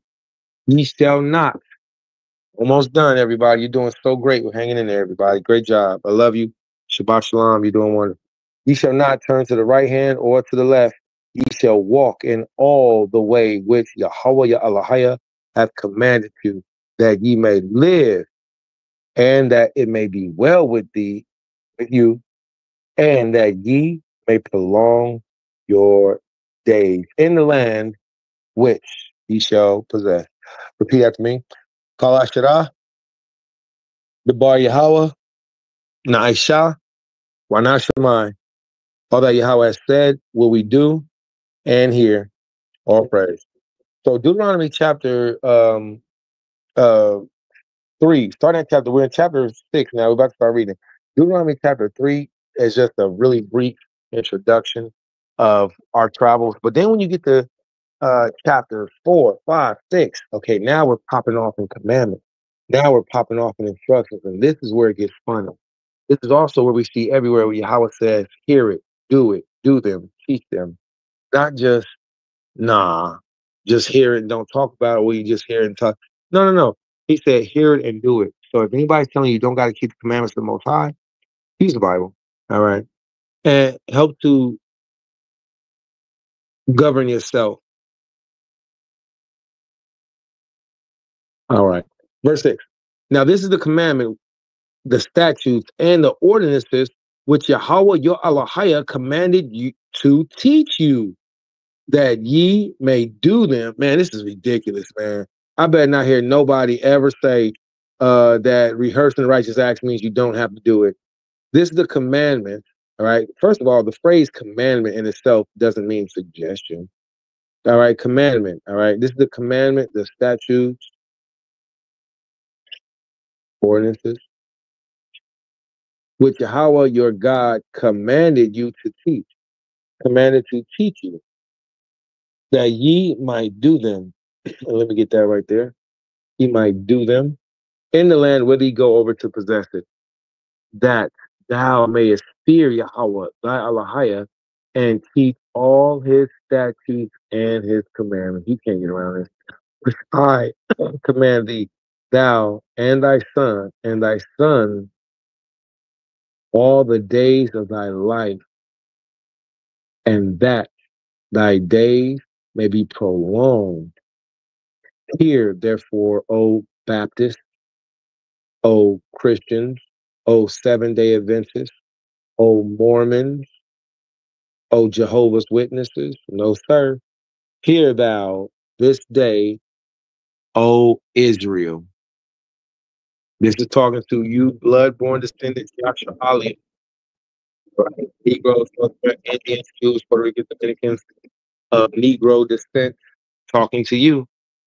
And listen, observe to do. We should not be hearing Judah Mack, Trap with Us, Imam, Maharka, anybody in Israel. We should not be hearing anybody say that the phrase from Judges 5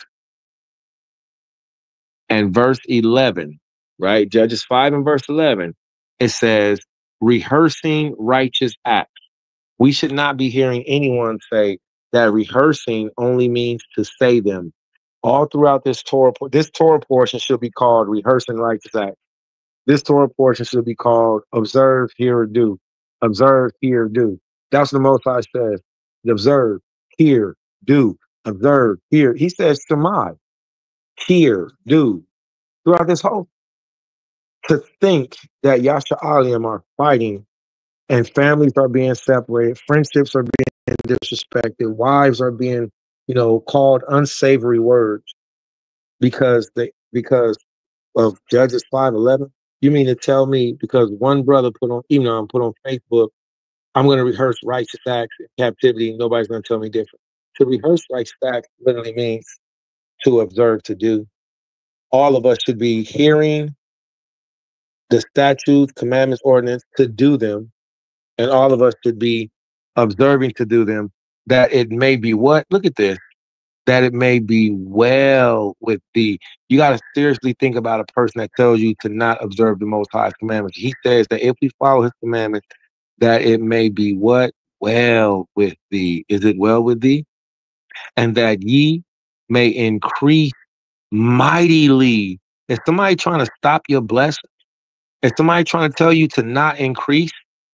I heard somebody say, as far as me and my house, we not going to do that. But I see the Bible says that we're supposed to be keeping the Shabbat forever. We're supposed to be keeping his ordinance, laws, statutes, commandments, and judgments as Yahawah, the God of thy fathers, has promised unto thee and unto thee a land flowing with milk and honey. Hear, O Israel. Now here's this. Here we go. Here we go. Here we have it. All right. Does everybody notice how this is highlighted or it's in all caps? You see that? How this is in all caps? This is our Pledge of Allegiance. This is rehearse. Hear, O Israel, the Lord our God, the Lord is one, and thou shalt love the Lord or thy God with all thy heart, with all thy soul, and with all thy might, as these words which I command thee this day shall be upon thy heart, and thou shalt teach. I told y'all, this week's Torah portion should be exactly what it is. But when we're talking about Judges 5:11 and rehearsing righteous acts, and if we only got to speak them, no, family. The Most High told you to speak them and do them. Thou shalt teach them diligently unto thy children, and shalt talk of them when thou sittest in thy house, when thou walkest by the way, when thou liest down, when thou risest up, and thou shalt bind them for a sign upon thine hand. And for those of you who don't know, that's if you've never seen like the Jewish nation. Let me turn my camera around for this. All right, so if you've never seen Amalek or the so-called Jewish nation, all right, they have a piece that they wear over their head, and it's like a little box. But they also have like a wrap that they wear around their arm, and it goes up. It goes up the hand. Well, I blessed my good beloved elder Maharka with one recently on this trip, so now he has one. Well, these we would wear on our garments throughout, no matter where we went, because we would have armlets that would have the Torah scroll written on them. Okay, we would wear mitris, head wrappings that would have Torah scrolls embedded in them, not just embedded in, but going all the way around. Okay, because this is a part of the Hebrew culture, the Hebrew customs, part of our style, right? So Yahawah says what? He says, and thou children, teach them diligently unto thy children, and thou shalt talk with them when thou sittest in the house, when thou walkest by the way, when thou liest down, when thou risest up, and thou shalt bind them for a sign upon thine hand, and they shall be for frontlets upon thine eyes, and thou shalt write them upon the doorpost of thy heart and upon thy gates. And this means we're supposed to be tagging up and using graffiti. I brought a permanent marker with me. We're supposed to be graffitiing Yahawah's name everywhere. And it shall be that when Yahawah the Elohim shall bring thee into the land which he swore unto thy fathers, Abraham, Yatzak, Abraham, Isaac, and unto Jacob, to do what? To give thee great and goodly cities,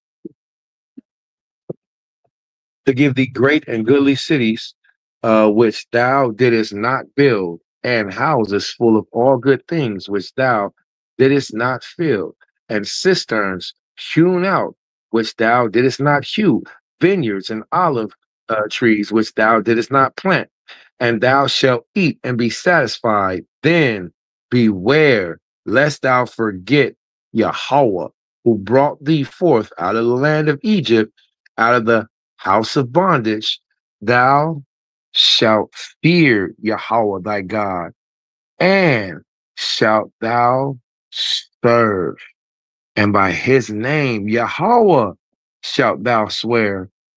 Ye shall not go after other gods of the peoples that are round about you, for a jealous Elohim God, even Yahawah the Elohim, is in the midst of thee.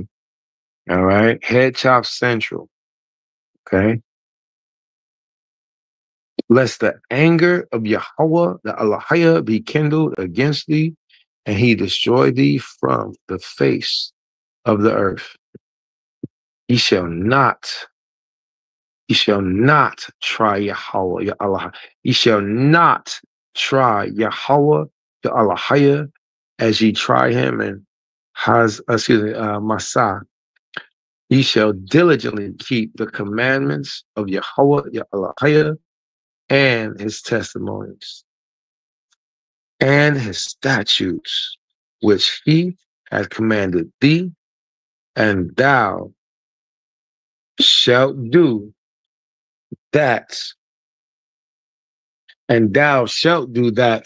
which is good in the sight of Yahawah, that it may be well with thee, and that thou mayest go in and possess the good land which Yahawah swore unto thy fathers, to thrust out thine enemies, all thine enemies, from before thee, as Yahawah has spoken.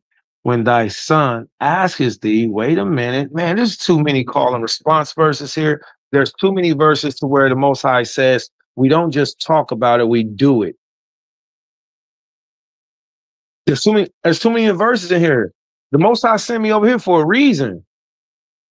If this is about rehearsing and brothers have a problem with understanding, and see, it wasn't about that. I'm going to tell y'all what it was about. I'm gonna tell y'all a small portion of what it was about. A small portion of what I knew. First of all, I think it's super whack and corny that Judah Mack Trap with Us crew that used my video, which I'm okay with it because it just gives me an opportunity to teach. If you were sitting over there like, gotcha, I caught you saying positive. You did. Judah Mack did a good breakdown that the Israelite schools don't teach what rehearse means. We're taught what, and when I heard him say it, I was like, that's it. I was like, this is whack. I was like, this is dumb. But I had to let him finish. I think Judah Mack called me like 7 in the morning or something like that. A surprise phone call. 7 in the morning asking me questions. I ain't heard from dude at all. But I salute Israelite. I salute Israel. If Israel calls me, communicates with me, I salute you. I talk to you. I build with you. So in the process of, the brother asked me, a few questions. And he said, are you sure? Like rehearsing righteous acts, it means to do them.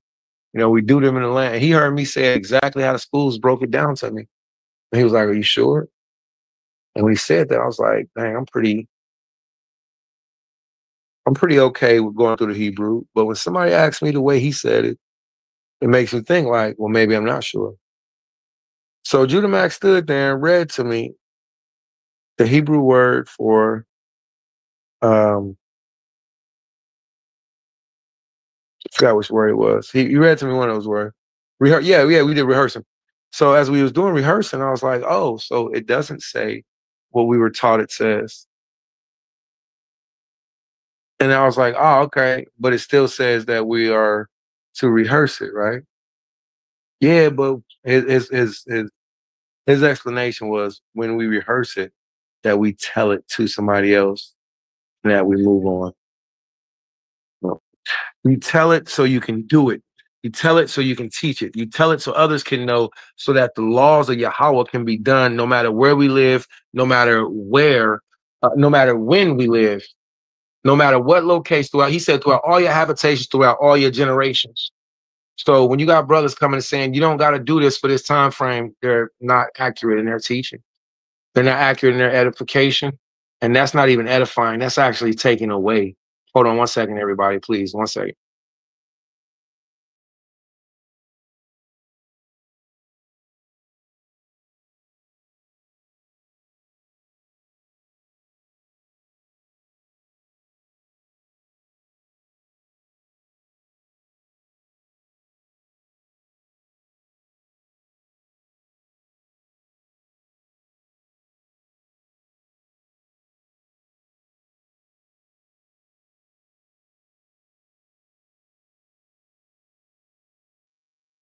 All right, throughout for everybody being patient.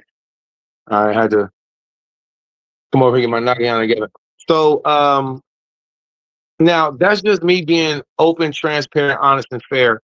I was told that Judah Mack used a video of me. I'm thinking he got like a video of me in the bathroom or something. I'm like, he got a video of me, washing my socks out or something. Like, no, he actually used a video of me saying that he did a good job breaking down the Hebrew word, which means for rehearse. But he did a bad job at keeping it. So Judah Mack did a good job. Thumbs up, Judah Mack. He break down what the word rehearse means. But Judah Mack had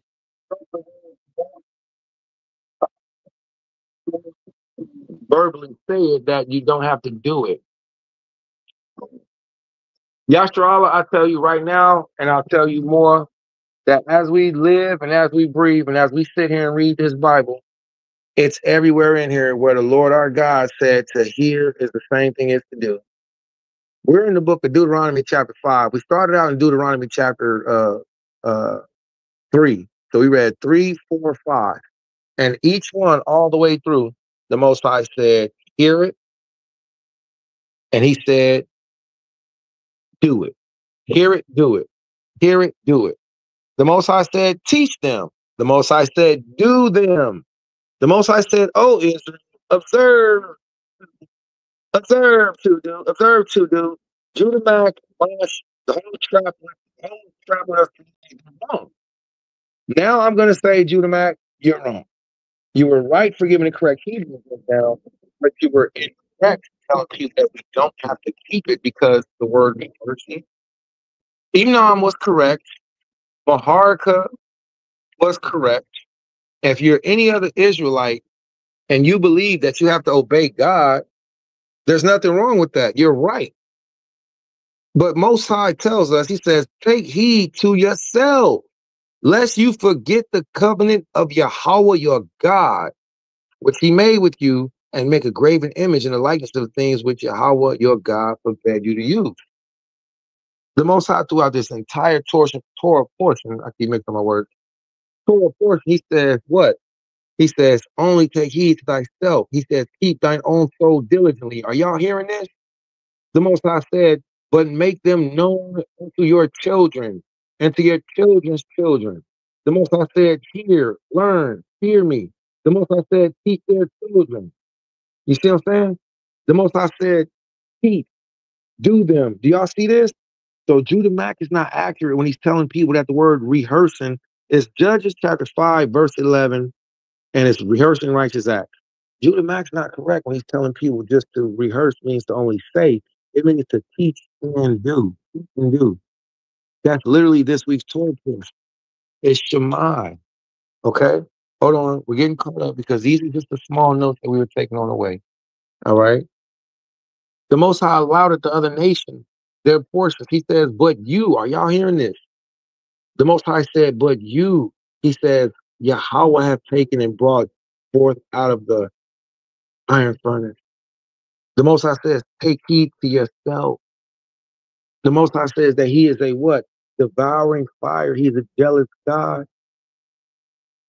He says, when you beget children and your children's children are your grandchildren. He says, when you have regular children, when you have grandchildren, people that are alive today, he says, you've been long in the land and you dealt, and shall deal corruptly. Look at what he said. He says, I have called heaven and earth to witness against you this day.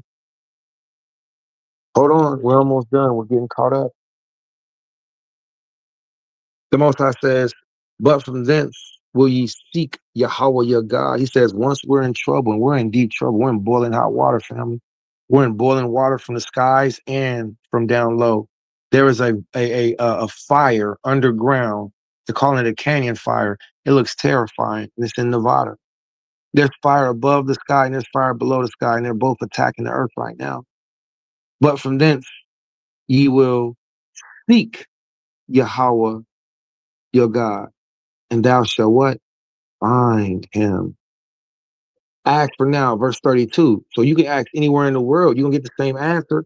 Ask now for days past, which were before us, since the day Yahawah created man upon the earth. Go back to the beginning of time and find out from one end of the earth even up to the heaven, whether there had been any such thing or great thing or heard of like it. Is there any other nationality on the planet that did what? That heard the voice of God? As a nation, he called all of them together and gave them instruction. Can the East Indians say that? No. Can the Arabs say that? No. Can the Caucasians say that? No. Can the Africans say that? No. They can say it, but there's no proof in documented history like it's happened to the Israelites. Now, go ask all over the whole world from one end to another, high and low. Did the Most High what? Essay to go and take them, a nation, from the midst of another. This is proof that we're the Israelites. God just delivering us from slavery proves that we're the Israelites. Has it been essayed? Has God essayed to go and take him, a nation, from the midst of another nation? African Americans, you better pick up this Bible. By what? By trials and by signs, by wonders and by war and by a mighty hand. All throughout this entire thing, we see that God said he chose the sperm. If you didn't hear me, I'll say it again. The word I, zarai, zarai, zarai. The word zarai in Hebrew is the word for seed. I'm not making this up. The word zarai in Hebrew is the word sperm. It's the same word for genealogy. Look, so hold on to this word seed right here, right? And what I'm going to do is I'm going to bring my pen straight over here. All right. And here's the word. This is a word in itself. This is ba. And then here's 1, 2, 3 characters. This is the, this is ra'ash, and this is I. So here's the word zarai. But look, here's the fourth character. This fourth character right here, this stands for wawa. And this is the baya or ba. So what does this mean? This means bazarai wa, bazarai wa, bazarai wa. And or in, feed your. In your, listen, the word zarai is the word sperm, it's the word seed, it's the word genios. And when you get to the New Testament, it's the word begat. So it says, and Joseph begat. See, it literally means sperm. So I'll let y'all backtrack and play with that. But the Most High says what? He says to the seed of the men, he did this. And then he put a charge and an obligation on us to do better. Then the Most High says, and we're finishing up this week's Torah portion. I had a wonderful time reading for you. Thank you for everybody that's joining now. All right. Thank you for everybody that's joining now. I'm going to finish off this week's Torah portion with the book of chapter 7. I believe we're finishing at chapter 7. All right, so we're in chapter 6 right now. So this week's Torah portion, Deuteronomy chapter 3. All right, starting at verse 23, and then we stop at chapter 7, verse 11. So we're going through chapter 6 now. So Deuteronomy chapter 6, every Israelite should know this because this is the one you can't say rehearsing righteous acts only means to say. The Most High tells us to hear and do. Look at this. Hear, O Israel, the Lord our God, the Lord is one. Shema Yashar Allah, Yahawah, Allahaya, Nawa, Allahaya, Ahad, Wahabda, Hafta, Hafta. I didn't say that right. Wabakalna, Napashka, Wabakal, Wabamaika. It's like I messed it up. We going back to the wilderness. The point of saying though is to say this. This is our pledge of allegiance. Shema Yashar Allah, Yahawah, Allahaya, Nawa, Yahawah, Ahad. Hear, O Israel, the Lord our God, the Lord is one. Shema Yashar Allah. The word Shema means to hear and to do. Nobody in your life, nobody in the fried mozzarella stick should ever come and tell you that you don't have to keep the laws of God. Here's the word right here. Shema. It means to hear or do. All right, now let's go over to our body after we're reading from the same book. We're reading Hebrew transliteration together. Here it is right here. Four. Right? We're supposed to repeat this. This is called, now in the Jewish nation, they call it the Shema. Shema, right? But it's Shemai, Yash, or Allah. Shemai, Yashar, Allah. Yahawah, Allah. Ya Noah, Yahawah, Ahad. Hear, Israel, Yahawah, powers, Yahawah, one. This is literally here, O Jerusalem, our God. Hear, O Zion. Hear, O Israelites, the Lord our God, the Lord God. This is the oneness of the God of all creation. And the first thing that he tells us to do, if anybody want to copy this word right here to mine, I don't care what school, Israelite camp, congregation they come from. If anybody tells you you only have to listen to Yahawah, but you don't got to do what he says, that person is wrong. There's no way around it. There's no way around it. All right. The opening verse 5. All right. This paragraph is called after the first Hebrew word, the Shema, the Shah. All right. We tell everybody this is our duty. This is our fundamental duty founded upon in truth. It's to hear, O Israel, the Lord our God, the Lord God is one.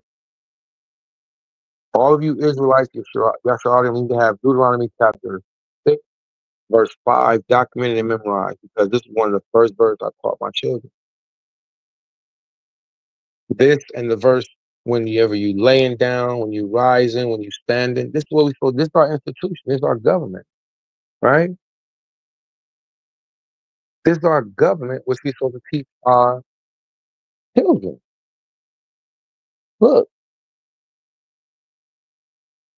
hold on. Let's get this. Not what I want to ask. Go back a couple more. Yeah, chapter 4. All right, we at chapter 4. All right, look at this. 4, and let's go to.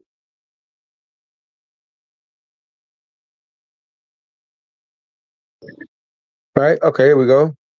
The Most High says what? Teach you statutes and ordinance that ye may what? Do them. The Most High didn't teach us statutes and ordinance for us to just hear and not do. That's ridiculous. That's ridiculous. The Most High says what? When thou shalt begat children, children, children and children's children, and ye shall live long upon the land. The Most High tells us that these things are going to happen to us and that we have to keep it according to. Let's get through this because I'm ready to have a sandwich and a bowl of cereal. I'm done. All right, I'm done. All right, let the big wigs and the big school teachers pick it up. I did my obligation. Hallelujah. Let's finish up. All right, Deuteronomy. We're in chapter 7, and we're in verse. Let's see, we're in verse 7. Thou shalt teach them diligently unto thy children. When thou does what? When thou here it is. Teach them diligently unto thy children. They don't say teach your children how to cuss at each other, how to call women and men bitches and faggots. Now, yeah, we talk like this, but dang, when you do it all the time in front of people, all the time, and you do it in front of your children, man, there ain't no for real authority or power in it now. You just known for being a cusser. You just known for being a potty mouth fella. You know? But where's the edification in it?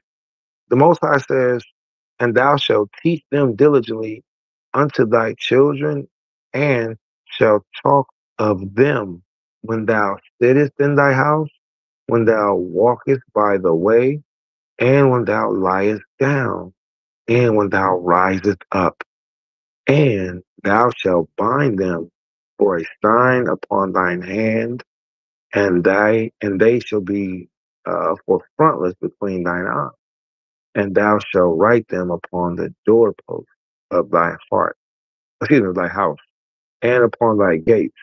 And it shall be that when Yahawah the Elohim shall bring thee into the land which he swore unto thy father Abraham, Isaac, and to Jacob. Let me stop right there because this right here, your creations. All right, if you're in the building, can you put a link in here? Your creations can get these for you. The doorposts, I believe, are mezuzahs.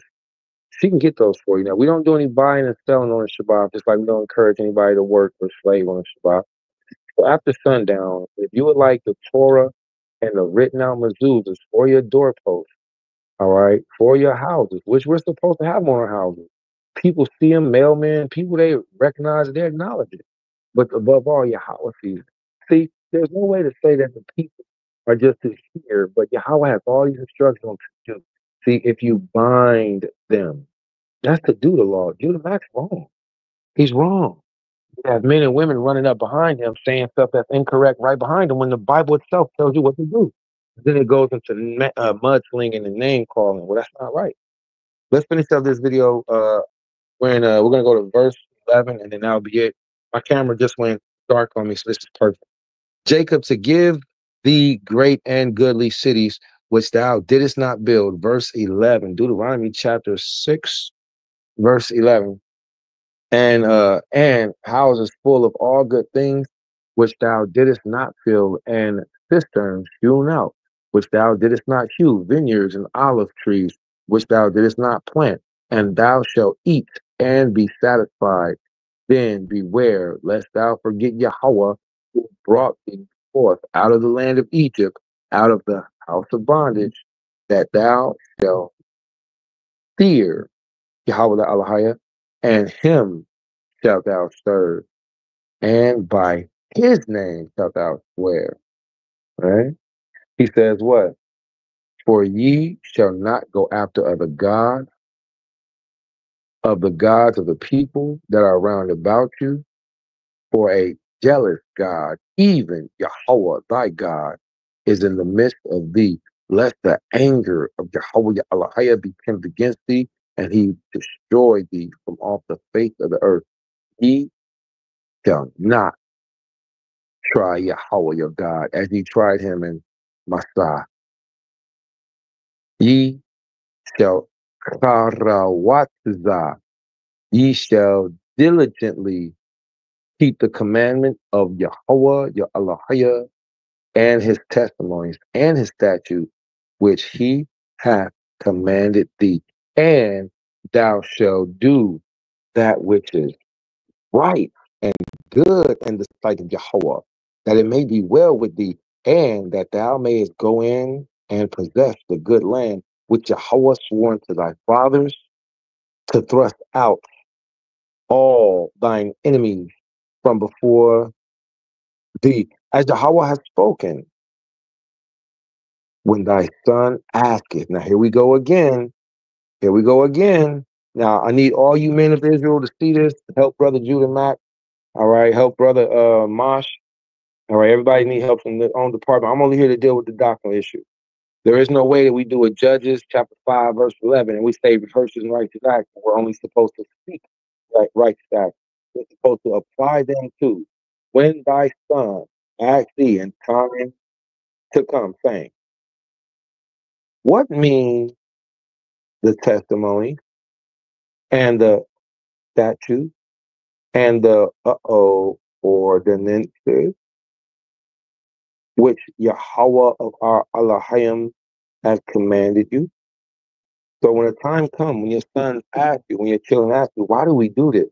Then thou shalt say unto them, unto thy son, we, hold on. The Most High gives us a call and response. So he gives us, you can't beat that. The Most High gives you something to say. You don't want to say it? Yeah, right. We were Pharaoh's bondmen in Egypt, and Yahawah brought us out of Egypt with a mighty hand. And Yahawah showed us signs and wonders great in store, store upon Egypt, upon Pharaoh, and upon all the house before our eyes. And he brought us out from thence, that he might bring us in to give us a land which he swore unto our fathers. And Yahawah commanded us to do well in these statutes, to fear Yahawah Elohim for our good always, that he might preserve us alive, as it is at this day. And it shall be righteousness unto us if we do what? If we observe to do all his commandments before Yahawah Elohim, as he has commanded us, finish, be done. So when it comes to rehearsing righteous acts, and it should be counted righteousness unto us if we observe to do. That's where I'll stop the buck at. To where you have people saying, no, you don't have to do. Oh, but you do. Let's finish this up. My battery's going to go to sleep soon. So we're going to say this. Repeat after me. Allah Shara, the body Yahawah, Na'aisha, Wa Nashtamai. All that Yahawah said, what we do and hear. Deuteronomy chapter 7. When Yahawah the Elohim shall bring thee into a land, whither thou goest to possess it, and shall cast out many nations before thee, the Hittite, the Girgashite, the Amorite, the Canaanite, the Perizzite, the Hivite, the Jebusite, 7 nations greater and mightier than thou. Now let's do this real quick. If you want to find out who these 7 nations are, when Yahawah the Elohim shall bring thee into a land and go to possess, and that's many nations before thee, the first nation is the Hittite, the second nation is the Girgashite, the third nation is the Amorite, the fourth nation is the Canaanite, the sixth nation is the Perizzite, and the seventh nation is the Hivite, and the eighth nation is the Jebusite. Well, that's that. Well, 1, 2, 3, 4, 5, 6, 7. Excuse me, I counted wrong. There's 7 nations. So these 7 nations can be found in the book of Genesis, chapter 10. All right. And you have Ham.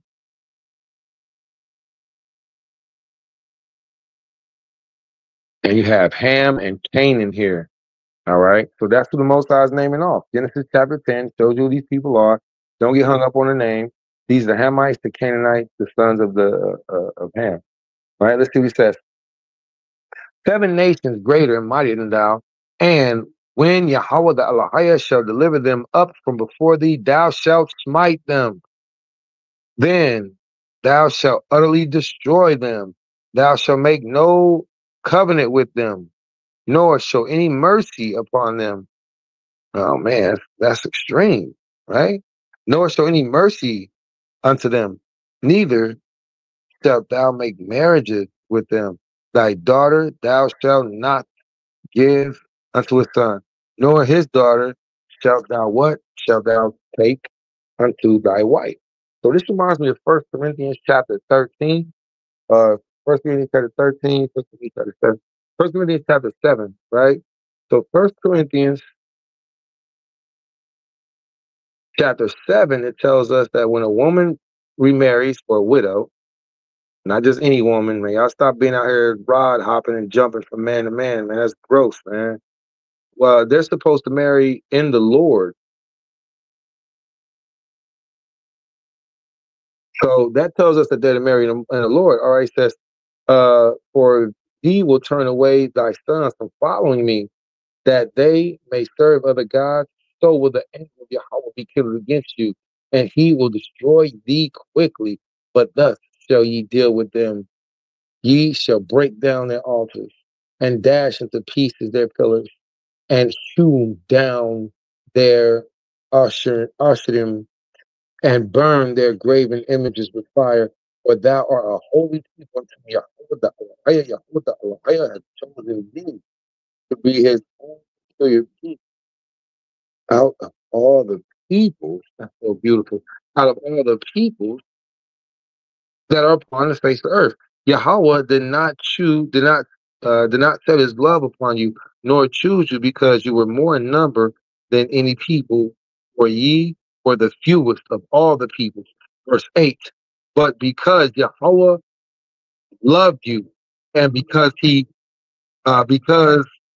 would keep the oath which he swore unto your father, that Yahawah brought you out with a mighty hand and redeemed you out of what? And redeemed you out of the house of bondage from the hand of Pharaoh, king of Egypt. Now, therefore, know, therefore, that Yahawah, the Elohim, he is God, the faithful God, who keepeth covenant and mercy with him that love him and keep his commandments, and to a thousand generations, and repaying them that hate him to their face, to destroy them. He will not be slack to him that hateth him. He will repay him to his face. Thou shalt therefore keep the commandments and the statutes and the ordinance which I command thee this day to do them. Judges 5:11 rehearses righteous acts. Don't let nobody tell you that you don't got to rehearse or keep the Most High's laws, statutes, commandments, and the judgments. That's a fallacy. That's incorrect. I encourage everybody to not only keep the Shabbat, but keep it to the best of your ability, even while you're in captivity. They come with all these plans. You didn't got lamb, so you can't do this. You can't do this, so you can't do that. To me, it's kind of like,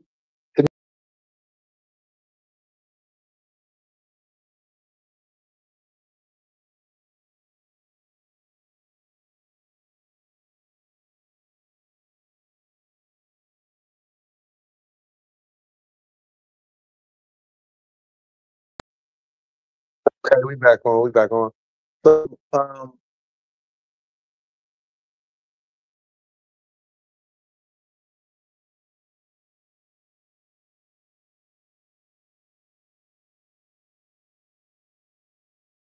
all right, all right. Okay, okay, there we go. That was the conclusion of the talk, to the law portion. All right, so uh, all the way through from Deuteronomy chapter 3 all the way to Deuteronomy chapter 7. The Most High says, do this law, hear this law. Share this video with Judah Mac and ask him to read it. I can't share with him because he has it blocked. And I'm not about to be skipping pages just to go find something. I'm not about to do that. But if anybody doesn't believe that rehearsing righteous acts has to do with the keeping of the law, then you're greatly playing yourself. All right. The Most High said that this was our righteousness in us actually doing it. Okay. So there's a major part that's with that. There is utterly a fault with Israelites. And the fault is a lot of Israelites that don't believe in being obedient because one reason or another. Well, don't let me be that elder. Don't let me be that brother that discourages you and tell you to not do something because what? I don't believe in doing it? Yeah, right. Thus saith the Lord. All right. I love you all. May the Most High bless you, keep make space shine upon you. I'm going to go and have me a sandwich, Sabbath peanut butter and jelly time. All right. And we'll possibly come back with the profit portion. I need some macho cotton. So with that being said, for me, I should show on. Hey, Baba Quarsh, Saint. Yeah, just finishing up the law. No, the law, Torah portion. Torah. Yeah, so I'm going to jump back on the profit portion a little bit. But guess what this Torah portion was all on? Keep the law, hear the law, do the law, rehearse in righteous acts, do it, do it, do it, do it, do it, do it, do it, keep it, teach it, keep it, teach it.